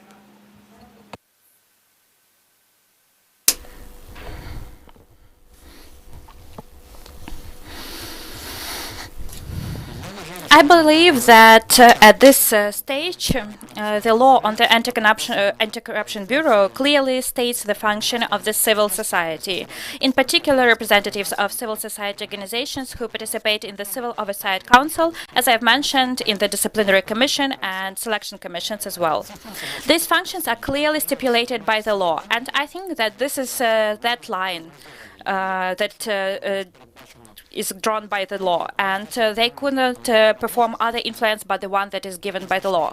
But at the same time, they also have such an important role as control of activities of the director and all employees of the National Anti-Corruption Bureau.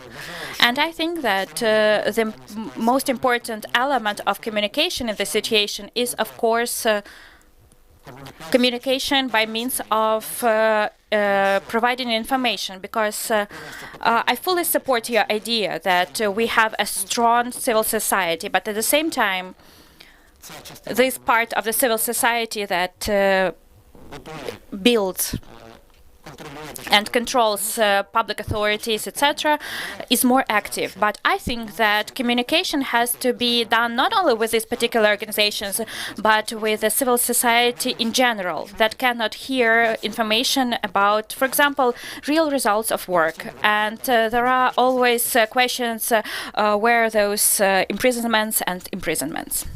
And the last one, you forget now that you're from NABU. If you would have one preventive measure at your disposal to prevent corruption in, let's say, Ukraine, what would you do? One preventive measure which you think would be the most important one.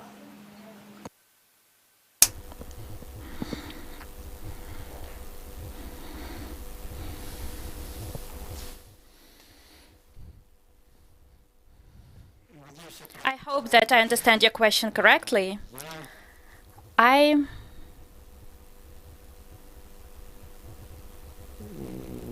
Probably that would be the opportunity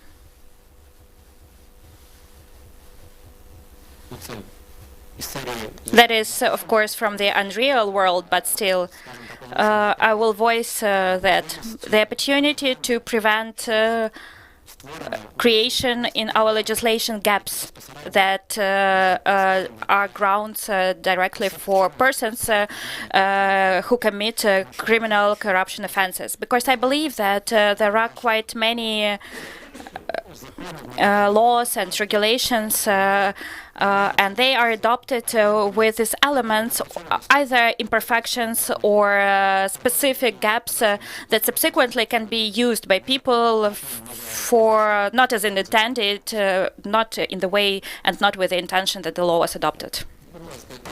Yes, please, Kyrylo.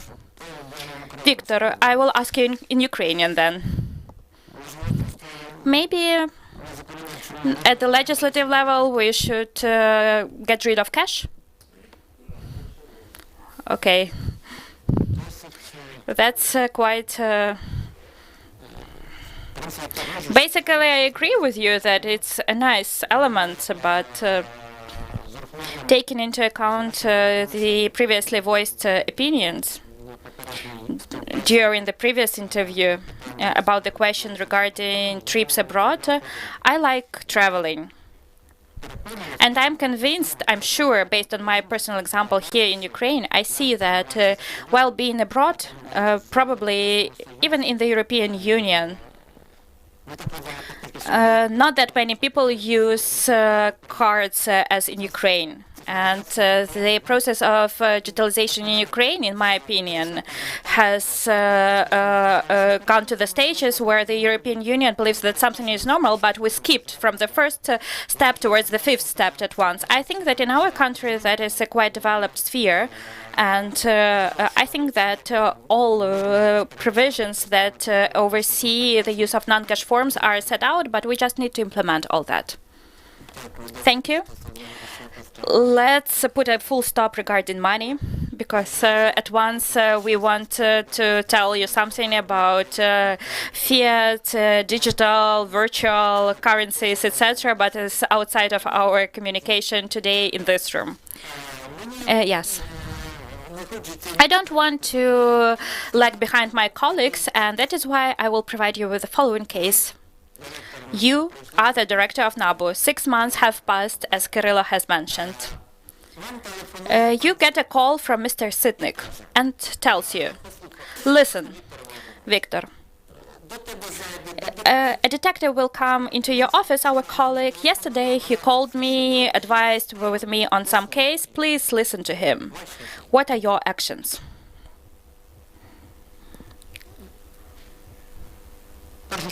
First of all, I would like to point out, and I'm proud that I'm in the National Anti-Corruption Bureau of Ukraine, and I can surely say that the doors of our management are always open for detectives.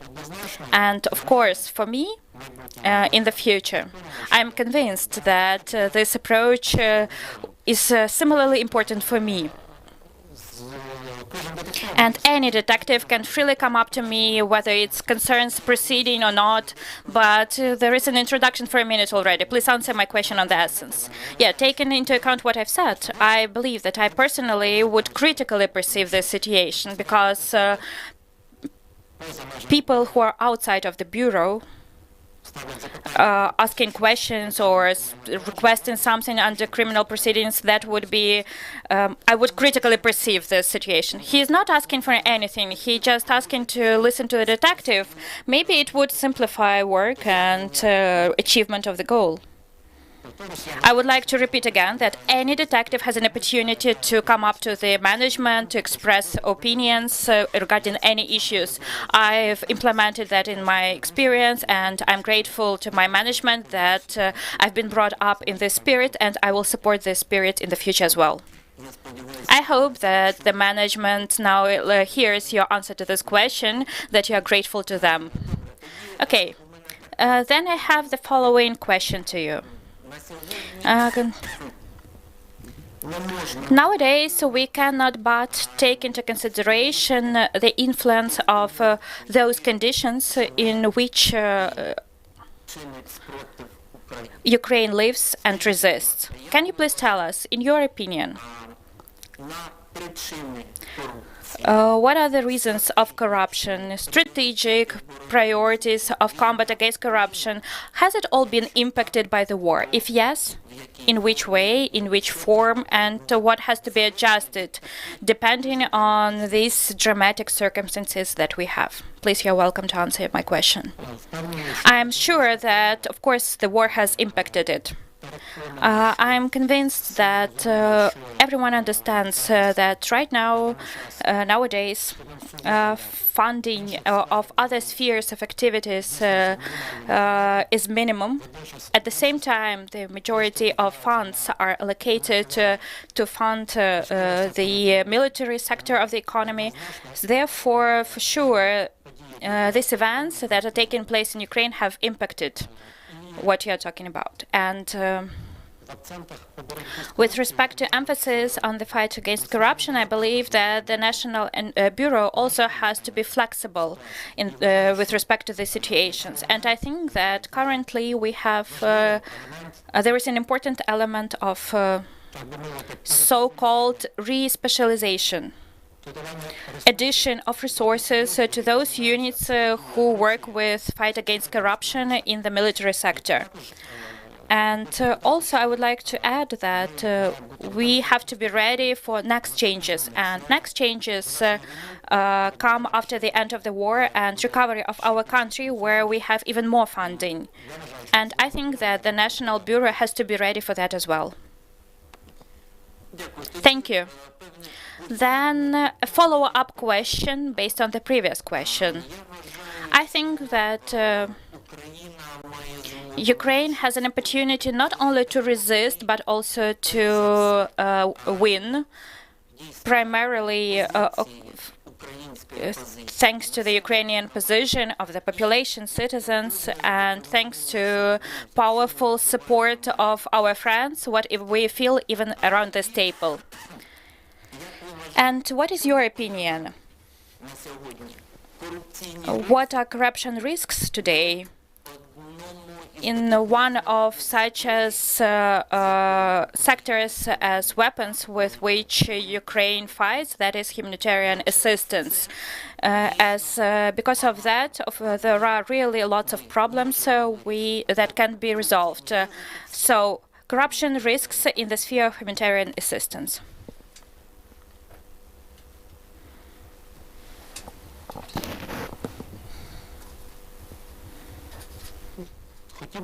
I would like to start with saying that humanitarian assistance and organization of supplies of humanitarian assistance into Ukraine are agreed by Ukraine and international organizations or donors of humanitarian assistance at the highest levels as well. Implementation. As far as I remember, a vivid case of this situation was not the case of my unit or department. I also have this information only from public sources. And this issue was raised in Zaporizhia region, where directly the issue of humanitarian assistance, its distribution among all spheres of activities and representatives, people who go to hostilities, was not done. But as far as I know, humanitarian assistance was sold. So I believe that that is one of the key elements. Another important element is probably supplies of this humanitarian assistance, because in my opinion, at the legislative level, there have been all possible measures in order to ensure free and swift supply of humanitarian assistance into Ukraine. But even from mass media, we see facts where humanitarian assistance was not allowed to pass through the borders because of the influence of corruption, influence of those customs bodies and border service. maybe these are the key moments. Yes, thank you. Please, questions? Do other members of the Commission have any questions? Yes, Karen, please. I'm sorry. We have our hour running up, so I would like to vote. Who is in favor of extending the interview unanimously? Please, Karen. So you have been working very closely with a number of colleagues for 7 years now, and you get selected as the director. And I'm sure in 7 years you've developed relationships that you value personally, not just as work relationships. Now you're their supervisor. You're not just their immediate supervisor. You're the face of the institution that they work for. How are you going to be able to work as the director and keep a fair and balanced interaction and relationship with individuals that used to be your immediate colleagues and probably close friends?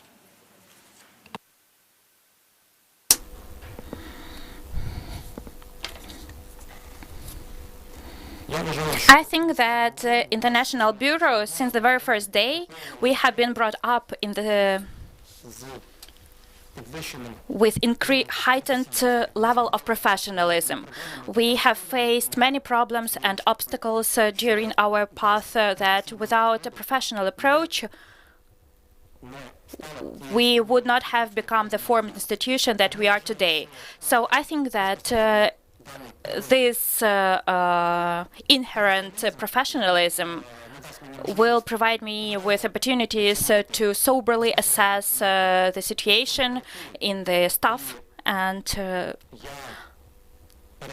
I'm convinced, I believe that those methods that exist right now to select employees in the Bureau are those preventive safeguards regarding any opportunity to exert influence of personal relations in this situation. That is the selection carried out by selection commissions and bringing to responsibility that is carried out with participation of disciplinary commissions. So I think that even if there were some elements that could prevent me from doing that, these safeguards would prevent me from taking any wrong decisions. Будь ласка. Please go ahead, Pavilas. If I may to return back to this prompt and fair decisions and answering these questions, you mentioned what in urgent situation your decision will be based on your experience, and that's okay, understandable. Do you have a kind of criteria to evaluate your decision? How do you know that your decision, based on the experience, is good or bad?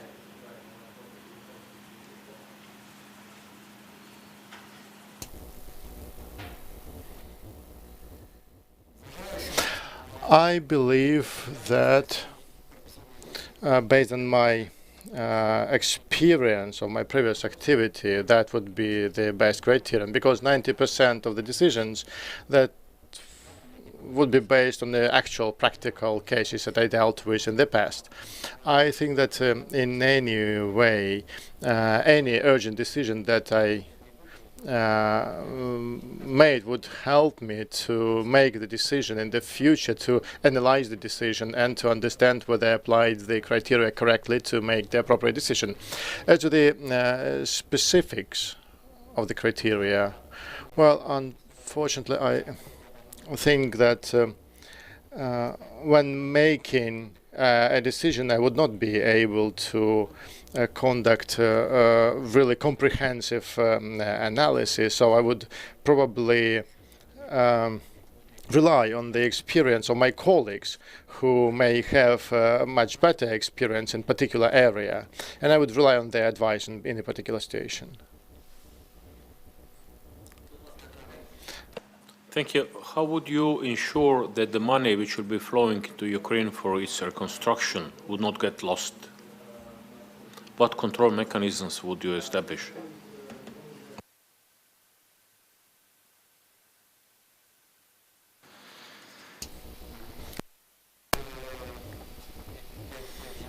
I already referred to this point in my answers. I believe it is necessary to focus more on human intelligence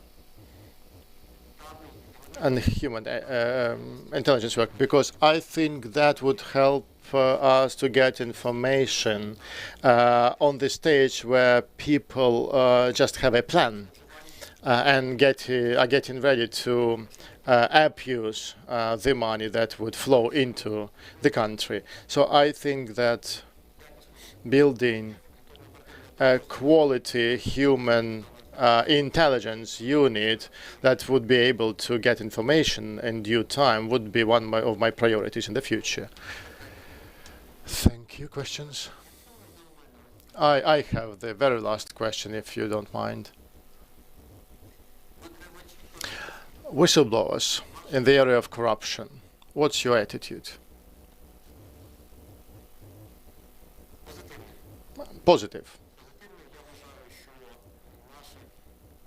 I think that our civil society needs them, needs more of them. And when I talked to those whistleblowers in the cases that we referred later to courts, I think that sometimes people don't know all the information about the protection of whistleblowers. So I think adding the communication aspect, that would be something that we need to deal with the way the NACP does, because they do a lot of awareness raising activities, but not many people know about that. And as I said, that the fight against corruption starts with everyone. Only then can we possibly overcome corruption.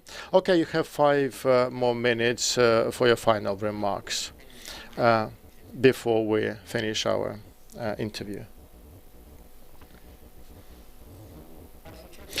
In the first line, I want to say that I have certain experience. I believe it is a strong experience, and I try to implement it as much as possible to achieve a general objective.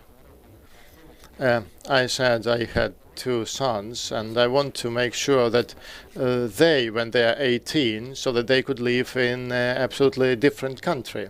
Over the past 7 years, I've tried to do it and taken my utmost effort to do that, and I will continue to do that. If I can get this position and work on this position, I will certainly take every effort to make sure that I am much more result and achieve much more results. And I think that I have experience that would be useful for that. That's as to the motivation that I have. And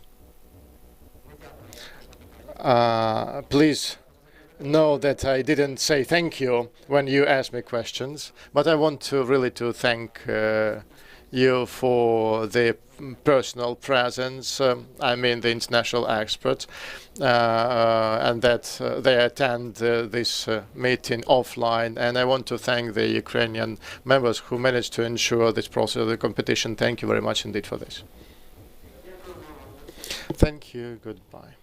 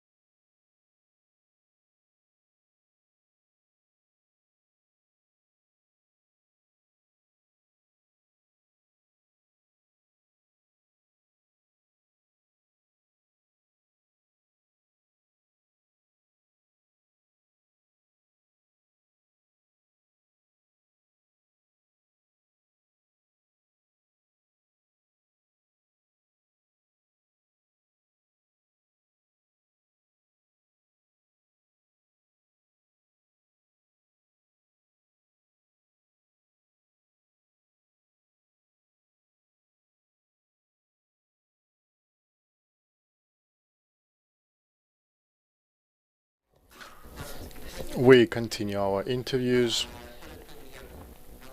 Before we give the floor to our next candidate, Mr. Tserkovny, I want to remind that you're going to have 5 minutes before we start with our interview, and you can focus our attention on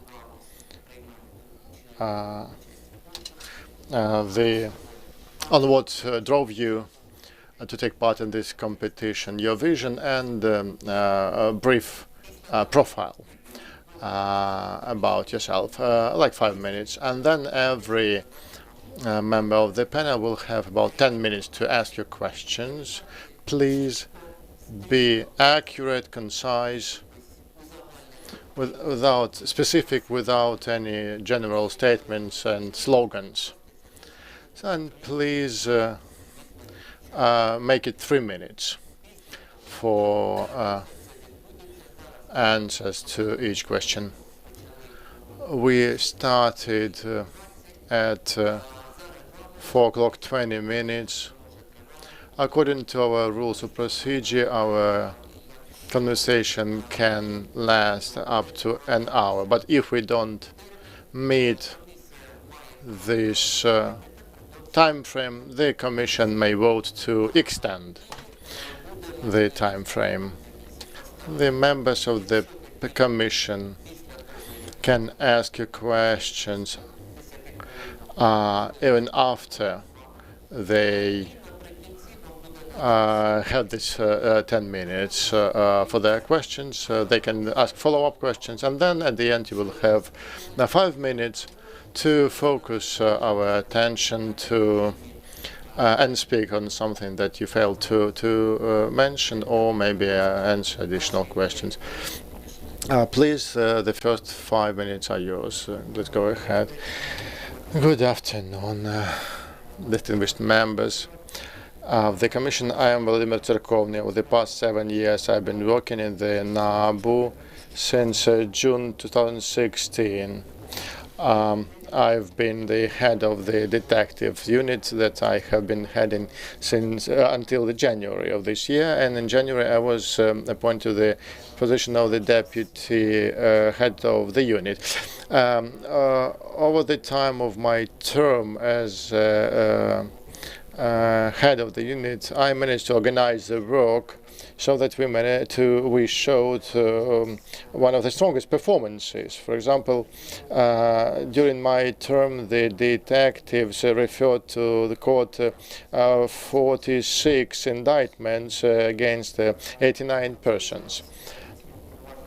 And so far, we have 13 convictions. There have been no acquittals, and we already have 2 cases which have passed all the instances, including the cassation instance.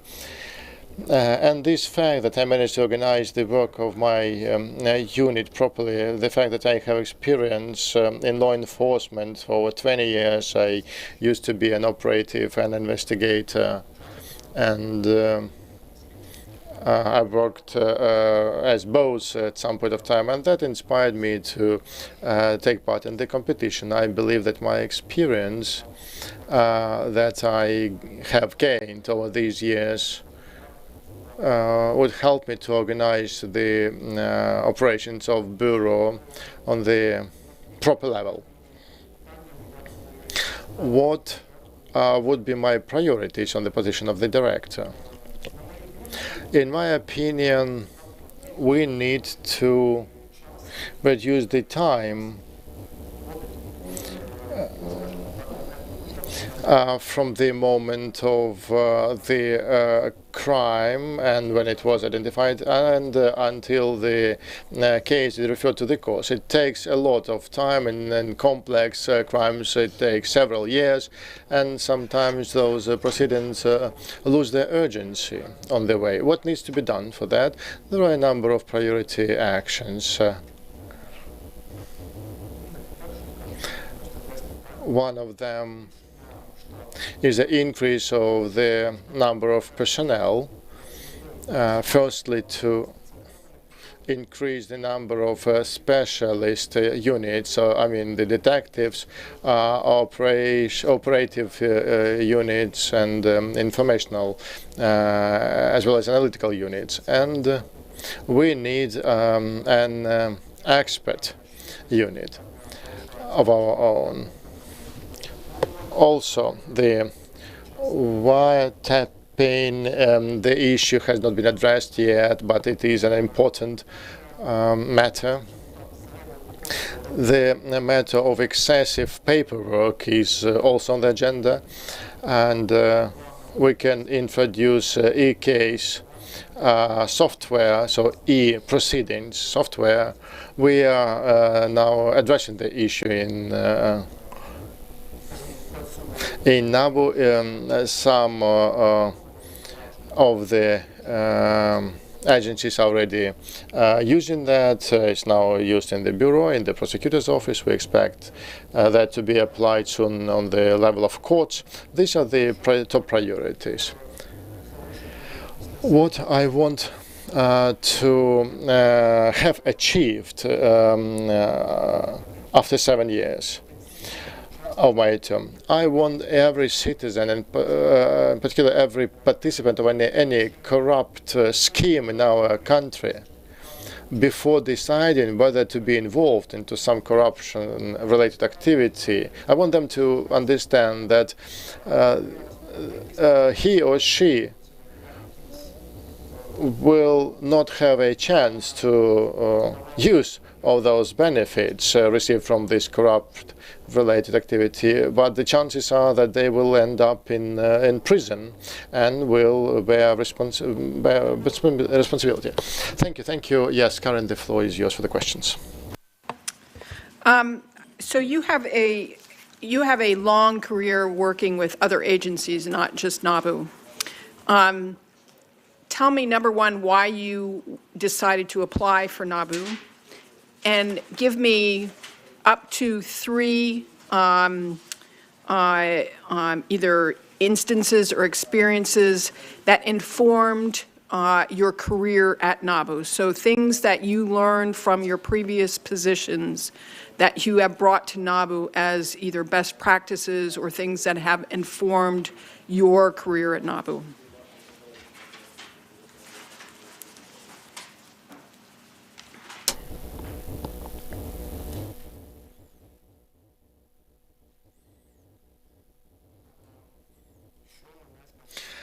Well, what drove me to apply to NABU?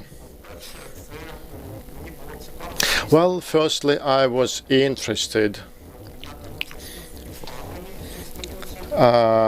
to be part of the establishment of this institution, because I joined in when it was only being established, and also, I was interested to understand what it's all about when we talk about detective work, how it would work, and how can you combine an operative and investigator in one position. And I was certain that the Anti-Corruption Bureau would be this driver in the anti-corruption system, and it would deliver strong results. Before my employment at NABU, I dealt with anti-corruption activities because as an investigator, I investigated undue benefit crimes, and again, I realized that I had a solid experience, and I thought it would be beneficial for NABU. So second part of your question about 3 examples, 3 cases, what sort of informed, yes, my experience at NABU. Well, what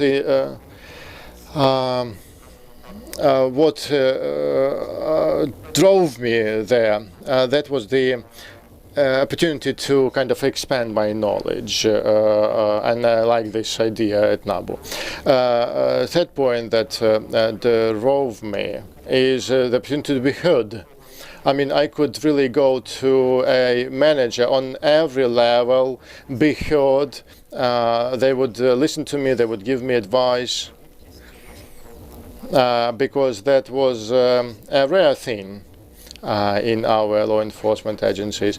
It wasn't a system. And the third thing that drove me, that would be the employees, the team, because the people who started working at NABU, they had their, eyes filled with energy. They that motivated you. I think we have the best people at NABU. And I will ask you the same question that I asked the previous applicant, and that is, so you've been working now 7 years with team in NABU, and you're selected as the director. Over those 7 years, you've been through a lot with that team, and you know a lot about those people, and they know a lot about you professionally. How are you going to be fair and honest in your decision-making when the perception is going to be, because you worked with this team, that you're on that team and that team is going to have an advantage with you because of their past experience with you?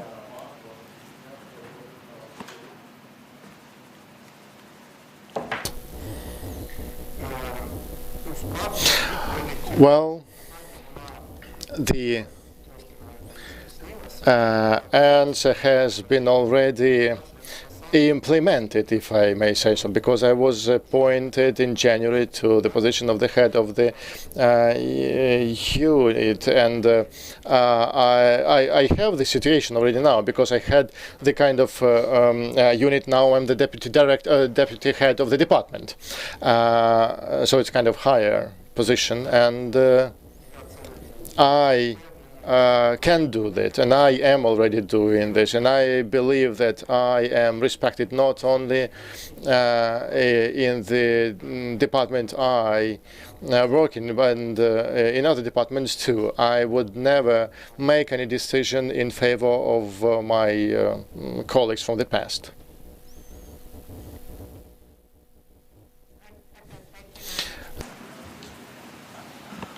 Дякую, Карен. Будь ласка. Thank you, Karen Kirilla, please. The floor is yours. Vladimir Yurievich, I'll start not with a question, but all representatives of NABU speak about the same things. That we don't have the expert examination unit, we don't have the wiretapping opportunity, we need to increase the number of personnel. And even the candidate not from NABU said the same things.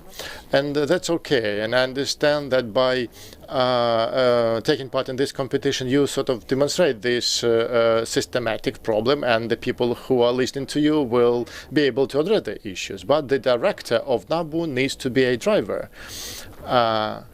What specific steps to establish this expert examination unit do you plan? And another question, do you believe that this cooperation, interconnection of NABU and this kind of expert examination unit would violate the principle of independence of experts? Let me start with the second question. Indeed, there is some interdependence in some way, but I believe that at NABU we would need to do that in a really balanced way. All the candidates to the position of experts need to be attending and need to be selected based on open competition by taking the tests and being selected by with help of civil society and through the test on polygraph. So we need to be really balanced in terms of selection. And this expert examination unit should not be subordinated to the detectives. It can be subordinated only to the director of the bureau. These expert examination units are already operating in the SBU and the MOI.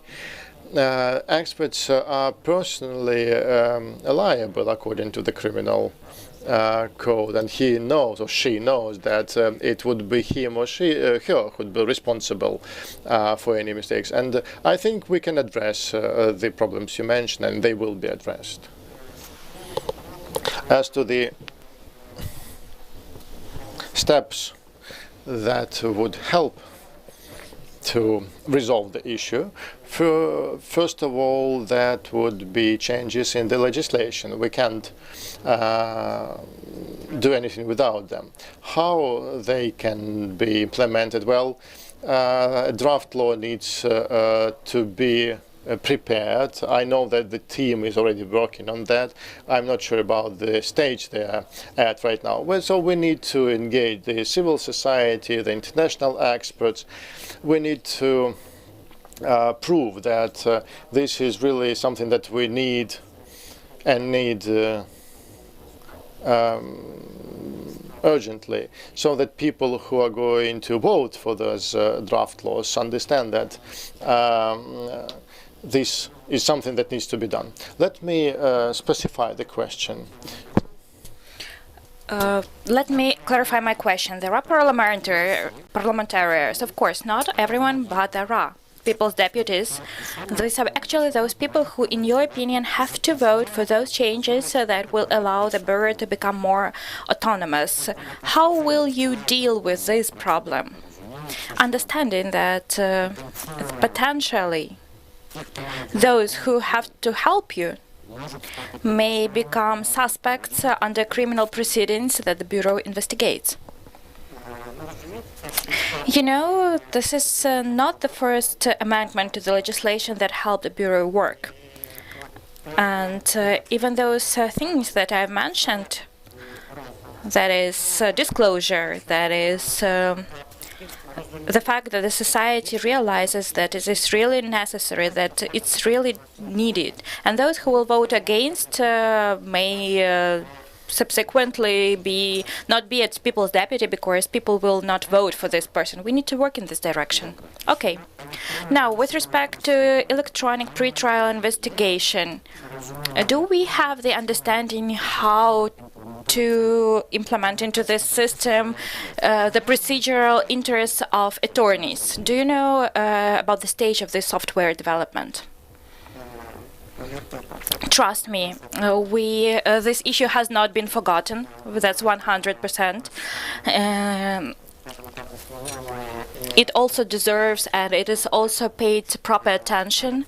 I know for sure that problems with fulfillment of this stage as opening and acquaintance with the materials of the pretrial investigation by the defense party is being resolved. With this will also be access to the defense attorneys who perform the role of defenders in the criminal proceeding, and they will be able to have this access even from the office, from home. So we do not forget about that. This is the same participant of the criminal process as we. Within your first 5 minutes, you mentioned that your unit does not have acquittal verdicts. Do you think that this is a good indicator of your work? Because the issues related of sending the case to the court is decided not by the detective but by the prosecutor. Do you think that this is a positive description of the unit's work, the absence of acquittal verdicts? This is a very controversial issue. Not 3, 5, or 10 minutes will be enough to cover everything regarding this issue. For example, this issue became controversial for me in 2012 when the new CPC was adopted. And back then, everyone mentioned that you have to send materials to the case if the investigator has the opinion which coincides with the opinion of the prosecutor, and then the proceeding has to be sent to the court.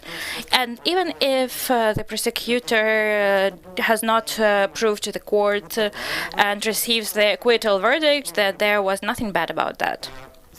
On the other hand, in this criminal proceeding may have lots of thousands of man-hours spent, resources spent on this criminal proceeding, and then you come to the acquittal verdict, and that's also not correct. At least it's not effective use of resources.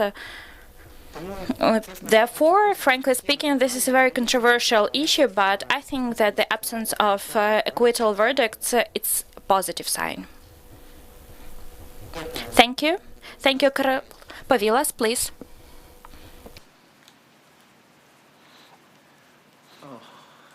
Question similar to questions I asked earlier. The methodology of evaluation candidates states that candidate has to have competence, it's written, to define goals and unite people around them. How do you understand this requirement?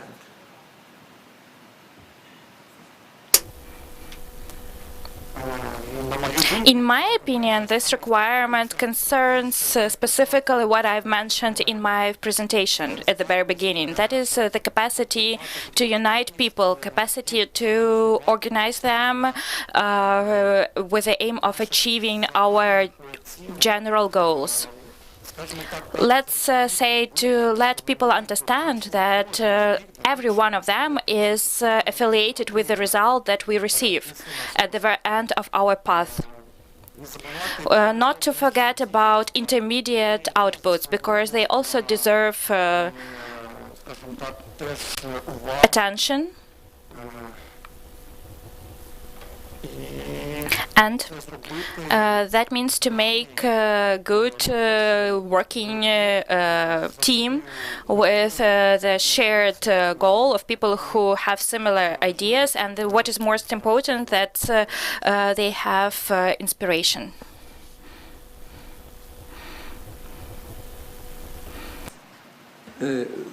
Well, so the question related to the first one is, how do you integrate and build your team?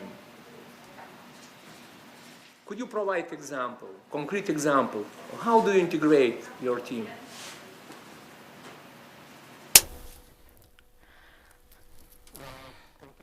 Specific examples. Firstly, that it means to let people understand that they are all equal. My doors, my attention is distributed among everyone equally. Every subordinate employee that I have knows that he or she can come to me with any question.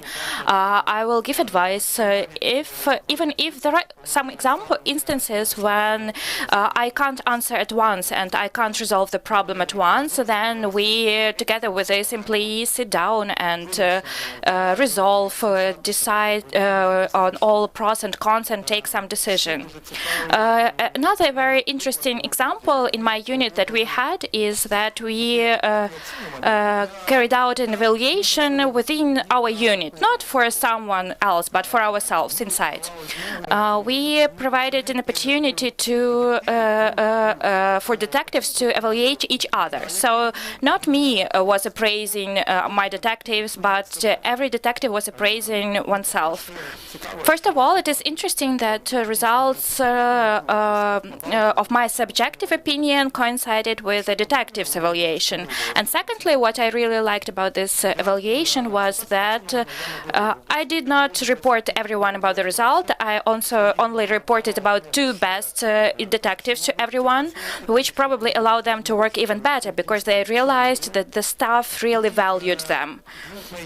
And the 2 worst employees, I communicated with them face-to-face without not telling about the lowest people in the ranking of the team, and I was surprised how their motivation changed. These people really started thinking that probably they were doing something wrong, that maybe something was lacking in their activities or in their attitude towards the team, and they changed. And this picture was changing all the time. And I think that this is a very good example of how I motivated my team and how I turned it into a team. How can you measure the level of integration of your team? Do you have criteria?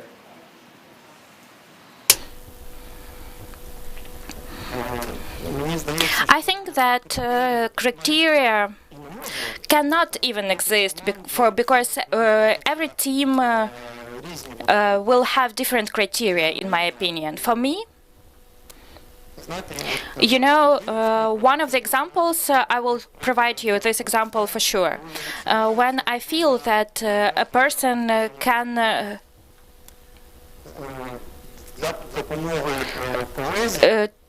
to help, can sacrifice his or her time to help a colleague. And for me, this is a very good indicator of teamwork.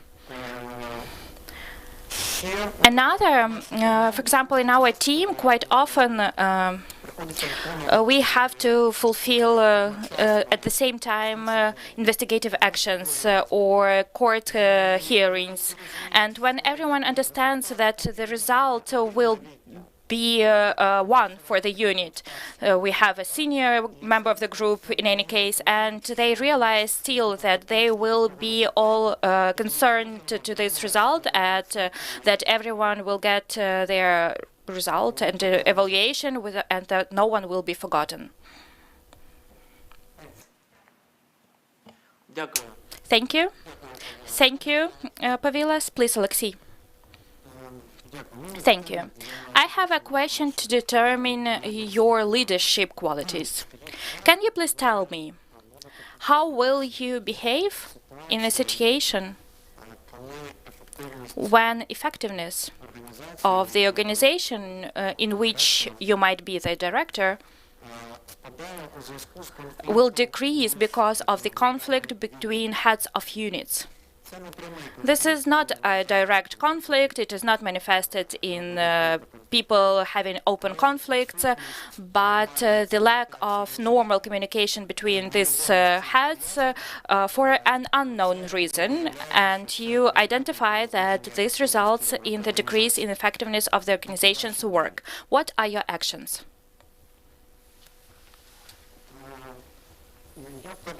I'm sure that every person is pleased when this person is heard.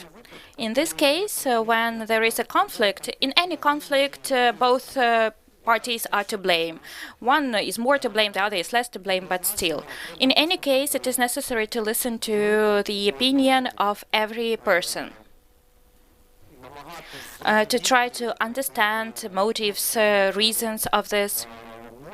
Maybe I will even manage to somehow govern that. If not, then I think it has to be decided through the dialogue between them, in my presence, or so that I would be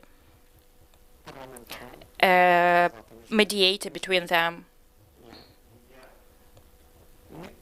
Mediator? Yes, yes, yes.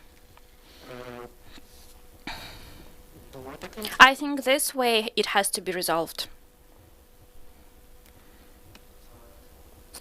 Can you please tell me, in your opinion, why over the past 5 years we do not have verdicts adopted with respect to some corruption offenders, high-profile corruption offenders.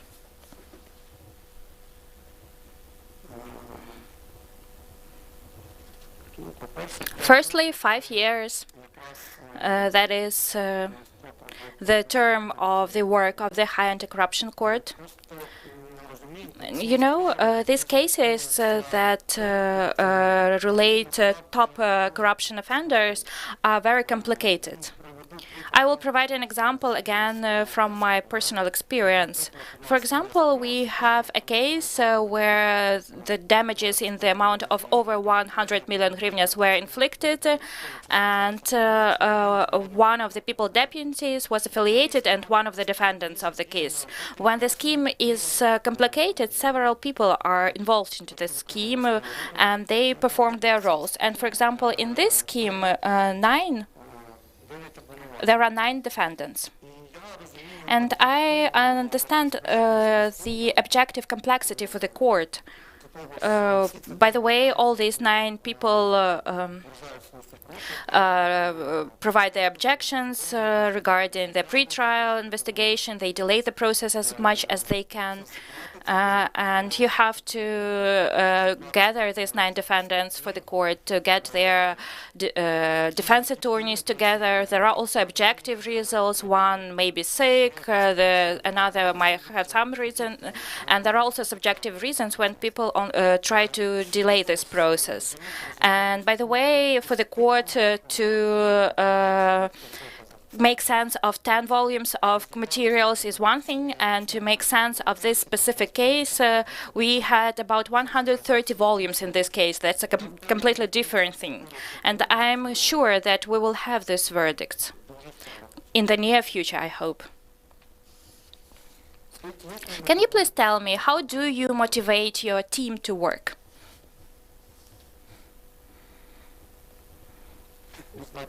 You know, my team doesn't have to be motivated on a daily basis or even on a weekly basis. It is very motivated already. And again, firstly, probably the best motivation is when a team achieves a result. I see eyes of my subordinates when there was some complicated implementation, when we were not sure how it would turn out, which measures would be taken by the person mentioned in this case to secure oneself. But when we achieve success, when we do that, that's the best motivation for further and further and further implementations of cases. Thank you. Thank you. Thank you. Alexei, Drago, please, you're welcome to ask your questions. Thank you. And let me apologize first, because it was me who kept you waiting for such a long time. I had an urgent meeting, so apologize once again. I will just continue here. When you were discussing success, you said success is the best motivation factor. So what is success in the eyes of you or of your detectives?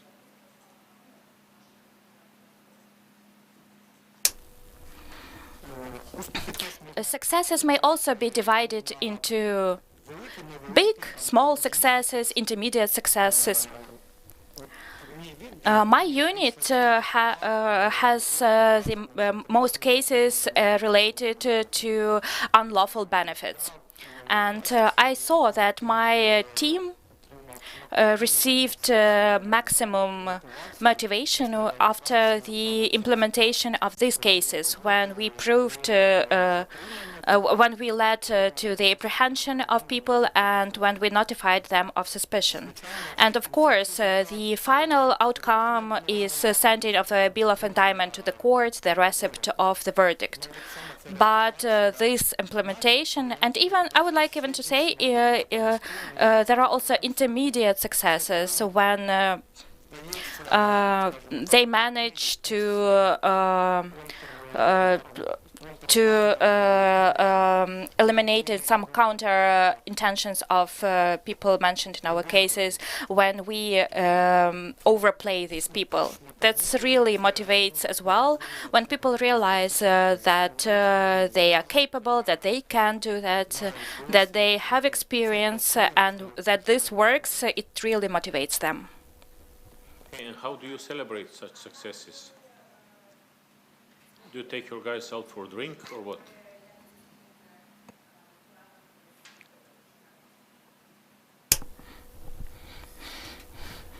Thank you for your question. You know, such successes, as a rule, celebrated for 2-3 days at work, because we prepare the interim measures, we prepare arrests of temporarily seized property, we copy hundreds of volumes of materials of the criminal proceeding in order to comply with the terms that have been provided to us by the CPC. And that might be pizza and juice, and that's the best celebration when you haven't had enough sleep, but you know that everything worked. Okay, luckily you added pizza and juice, because if you were just talking about copying, that's not celebration, that's work. You said this one of your goals would be to reduce the excessive paperwork. So I think we can all agree with that, but how would you do that in practice, in practical terms? How can you reduce the paperwork of detectives? That's what I've mentioned in my initial self-presentation, and I was also asked a question about that. That is introduction of the system of e-case, that is electronic criminal proceeding system. When it starts working, then really we will think how to celebrate, because we will have more time. We will not need to deal with this paperwork, and that will, once everything will be uploaded into the system, and then all these documents will be accessible to prosecutors, investigative judges, and in the necessary scope, defense attorneys as well will have access to them.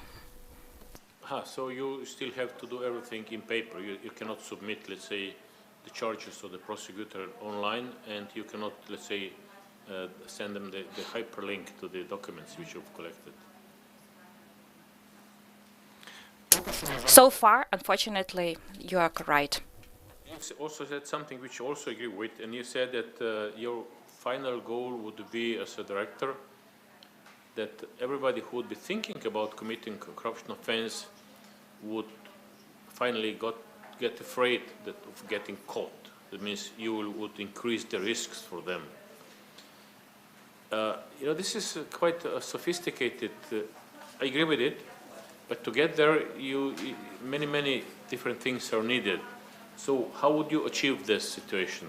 How would you achieve, let's say, that a person living, I don't know, in Lviv would understand that if he or she commits a corruption offense tomorrow, that she or he has a good chances that she'll be arrested in the following week by the NABU?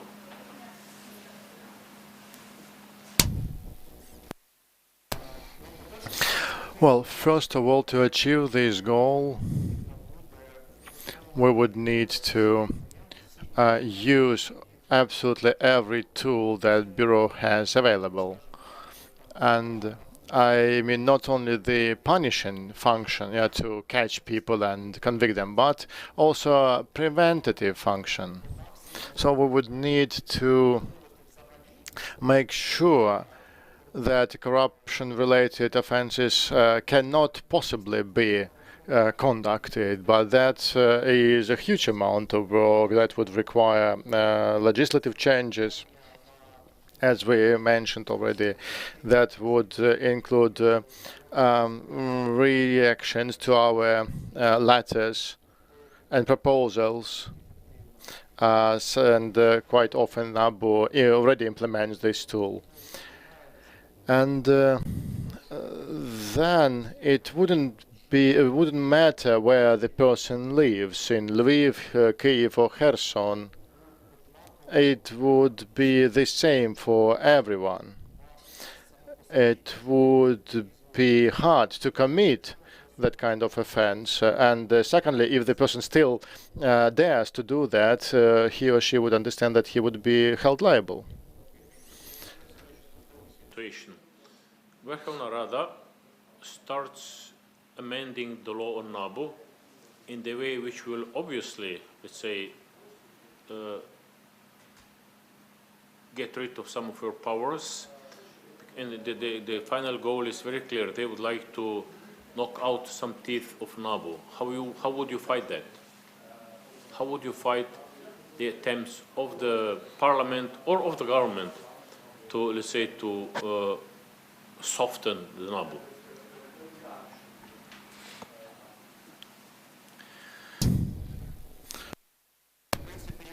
Well,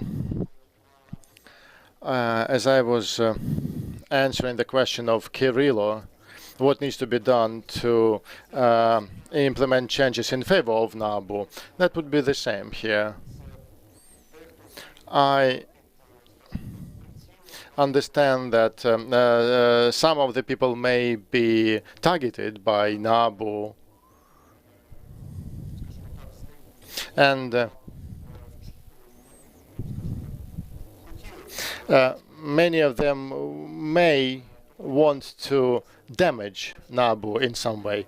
So I think we would need to go public about it. We would need to communicate that to the international experts and civil society to make public analysis of those amendments that they propose. And I mean, to communicate with everyone possible about that. And if those tell everyone that if those changes are adopted, that would kind of foster corruption. And if that happened, then those MPs who are trying to do that, they would need to understand that that would result in some political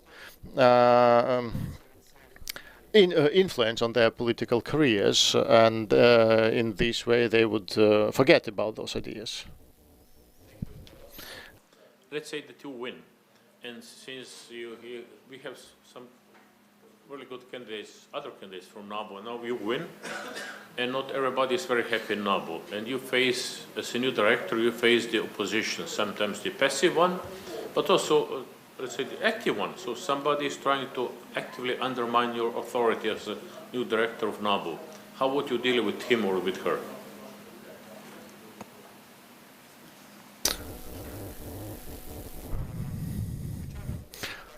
Well, this is quite a general question, but everything would depend on how and who is trying to do it.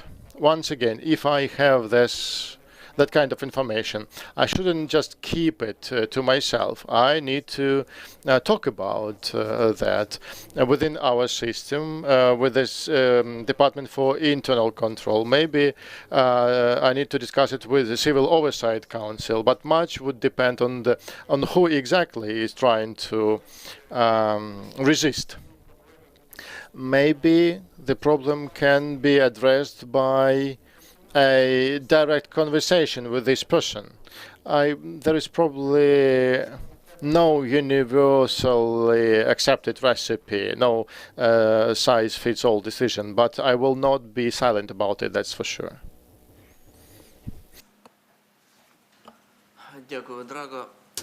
Thank you, Drago.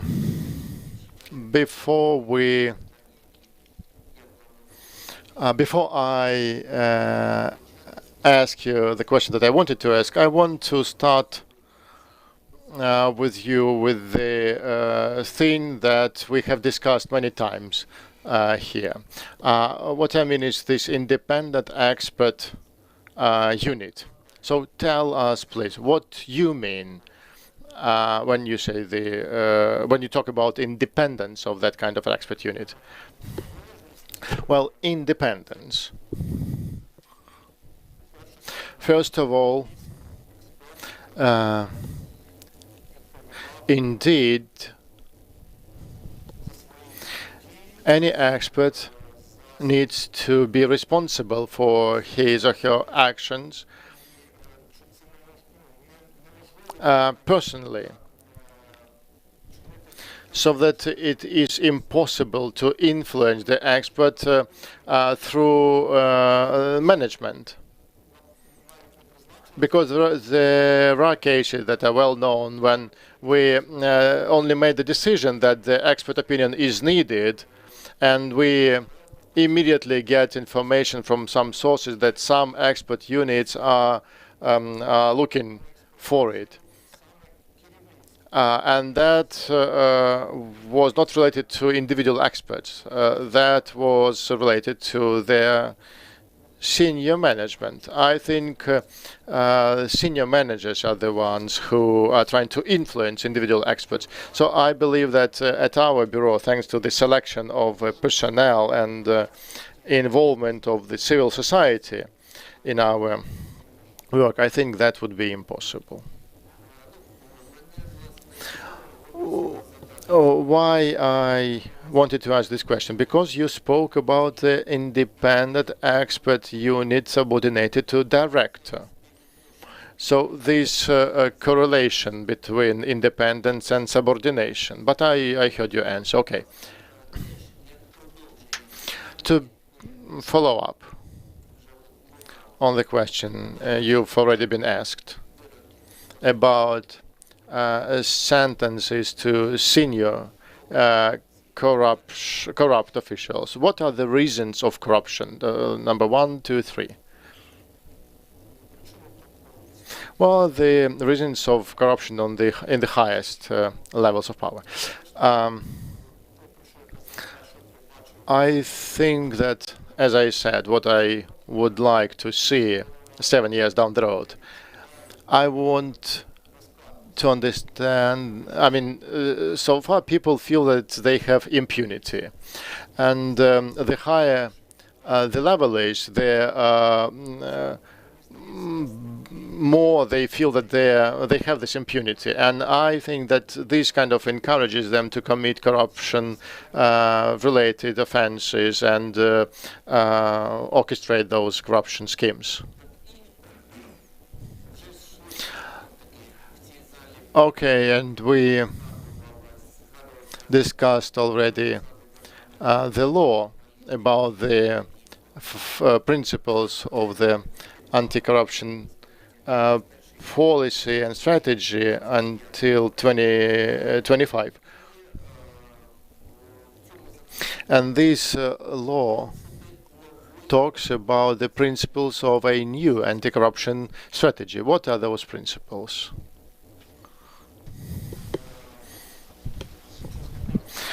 Well, frankly speaking, I can't remember the principles that are outlined in the legislation. No, just tell us in your own words, what can be the principles of the anti-corruption strategy?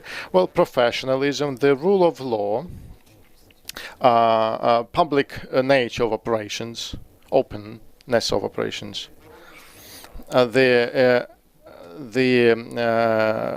no impunity. Okay. And the last question, I will steal it from Kirilo, if you don't mind, because at the end of your profile it says that I can provide information about 3 people who can provide me with references at the request of the Commission. You mentioned only one person ahead of the 3rd unit of detectives. Why did you provide information only about one person? And the second question, don't you think that this is a conflict of interest, that your colleague is going to provide reference to you, because I understand he would give a positive reference? Is that an adequate and truthful reference? Well, firstly, I don't see any conflict of interest here, because I know this person, and I believe that this reference that he could have given me would not be subjective, but objective. and I believe that he could indicate some of the weaknesses that I have too. Why I provided information about only one person? Well, I heard what Kirilla said, and he gave names, some, notorious names sometimes. I think that there would be a conflict of interest if I mentioned people that I met at some events and spoke to them for several hours, and they wouldn't know me deeply. This person I mentioned knows me for 7 years now, so it was the choice I made. Thank you. Any more questions? Yep, go ahead, please. I would like to return back to, decision making. For me, it's a very important question.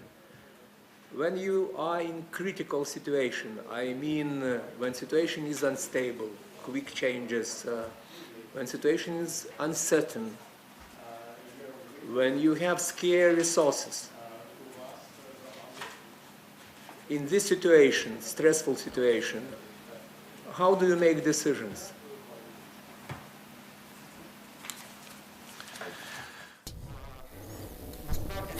Well, in fact, that kind of stressful situations where you need to make decisions fast. For example, the situations related to undue benefit. And the future depends on the people who commit that kind of offense. You can't predict their actions or the measures that they may take to safeguard themselves or ensure their safety. So it happens a lot. That's what I mean. How do I make those decisions? Firstly, I rely on my experience, because it was hard to make the first decision or the second decision during that kind of in that kind of situations. But when you are making the decision number 10 or number 20, you understand the consequences that the decision can lead to, and that makes it easier for you to make the decision. Also, indeed, sometimes you may end up in a situation when you don't have a time to get advice from someone. But in most cases, we try to get advice from detectives who are on the front line, for example, of this fight. They see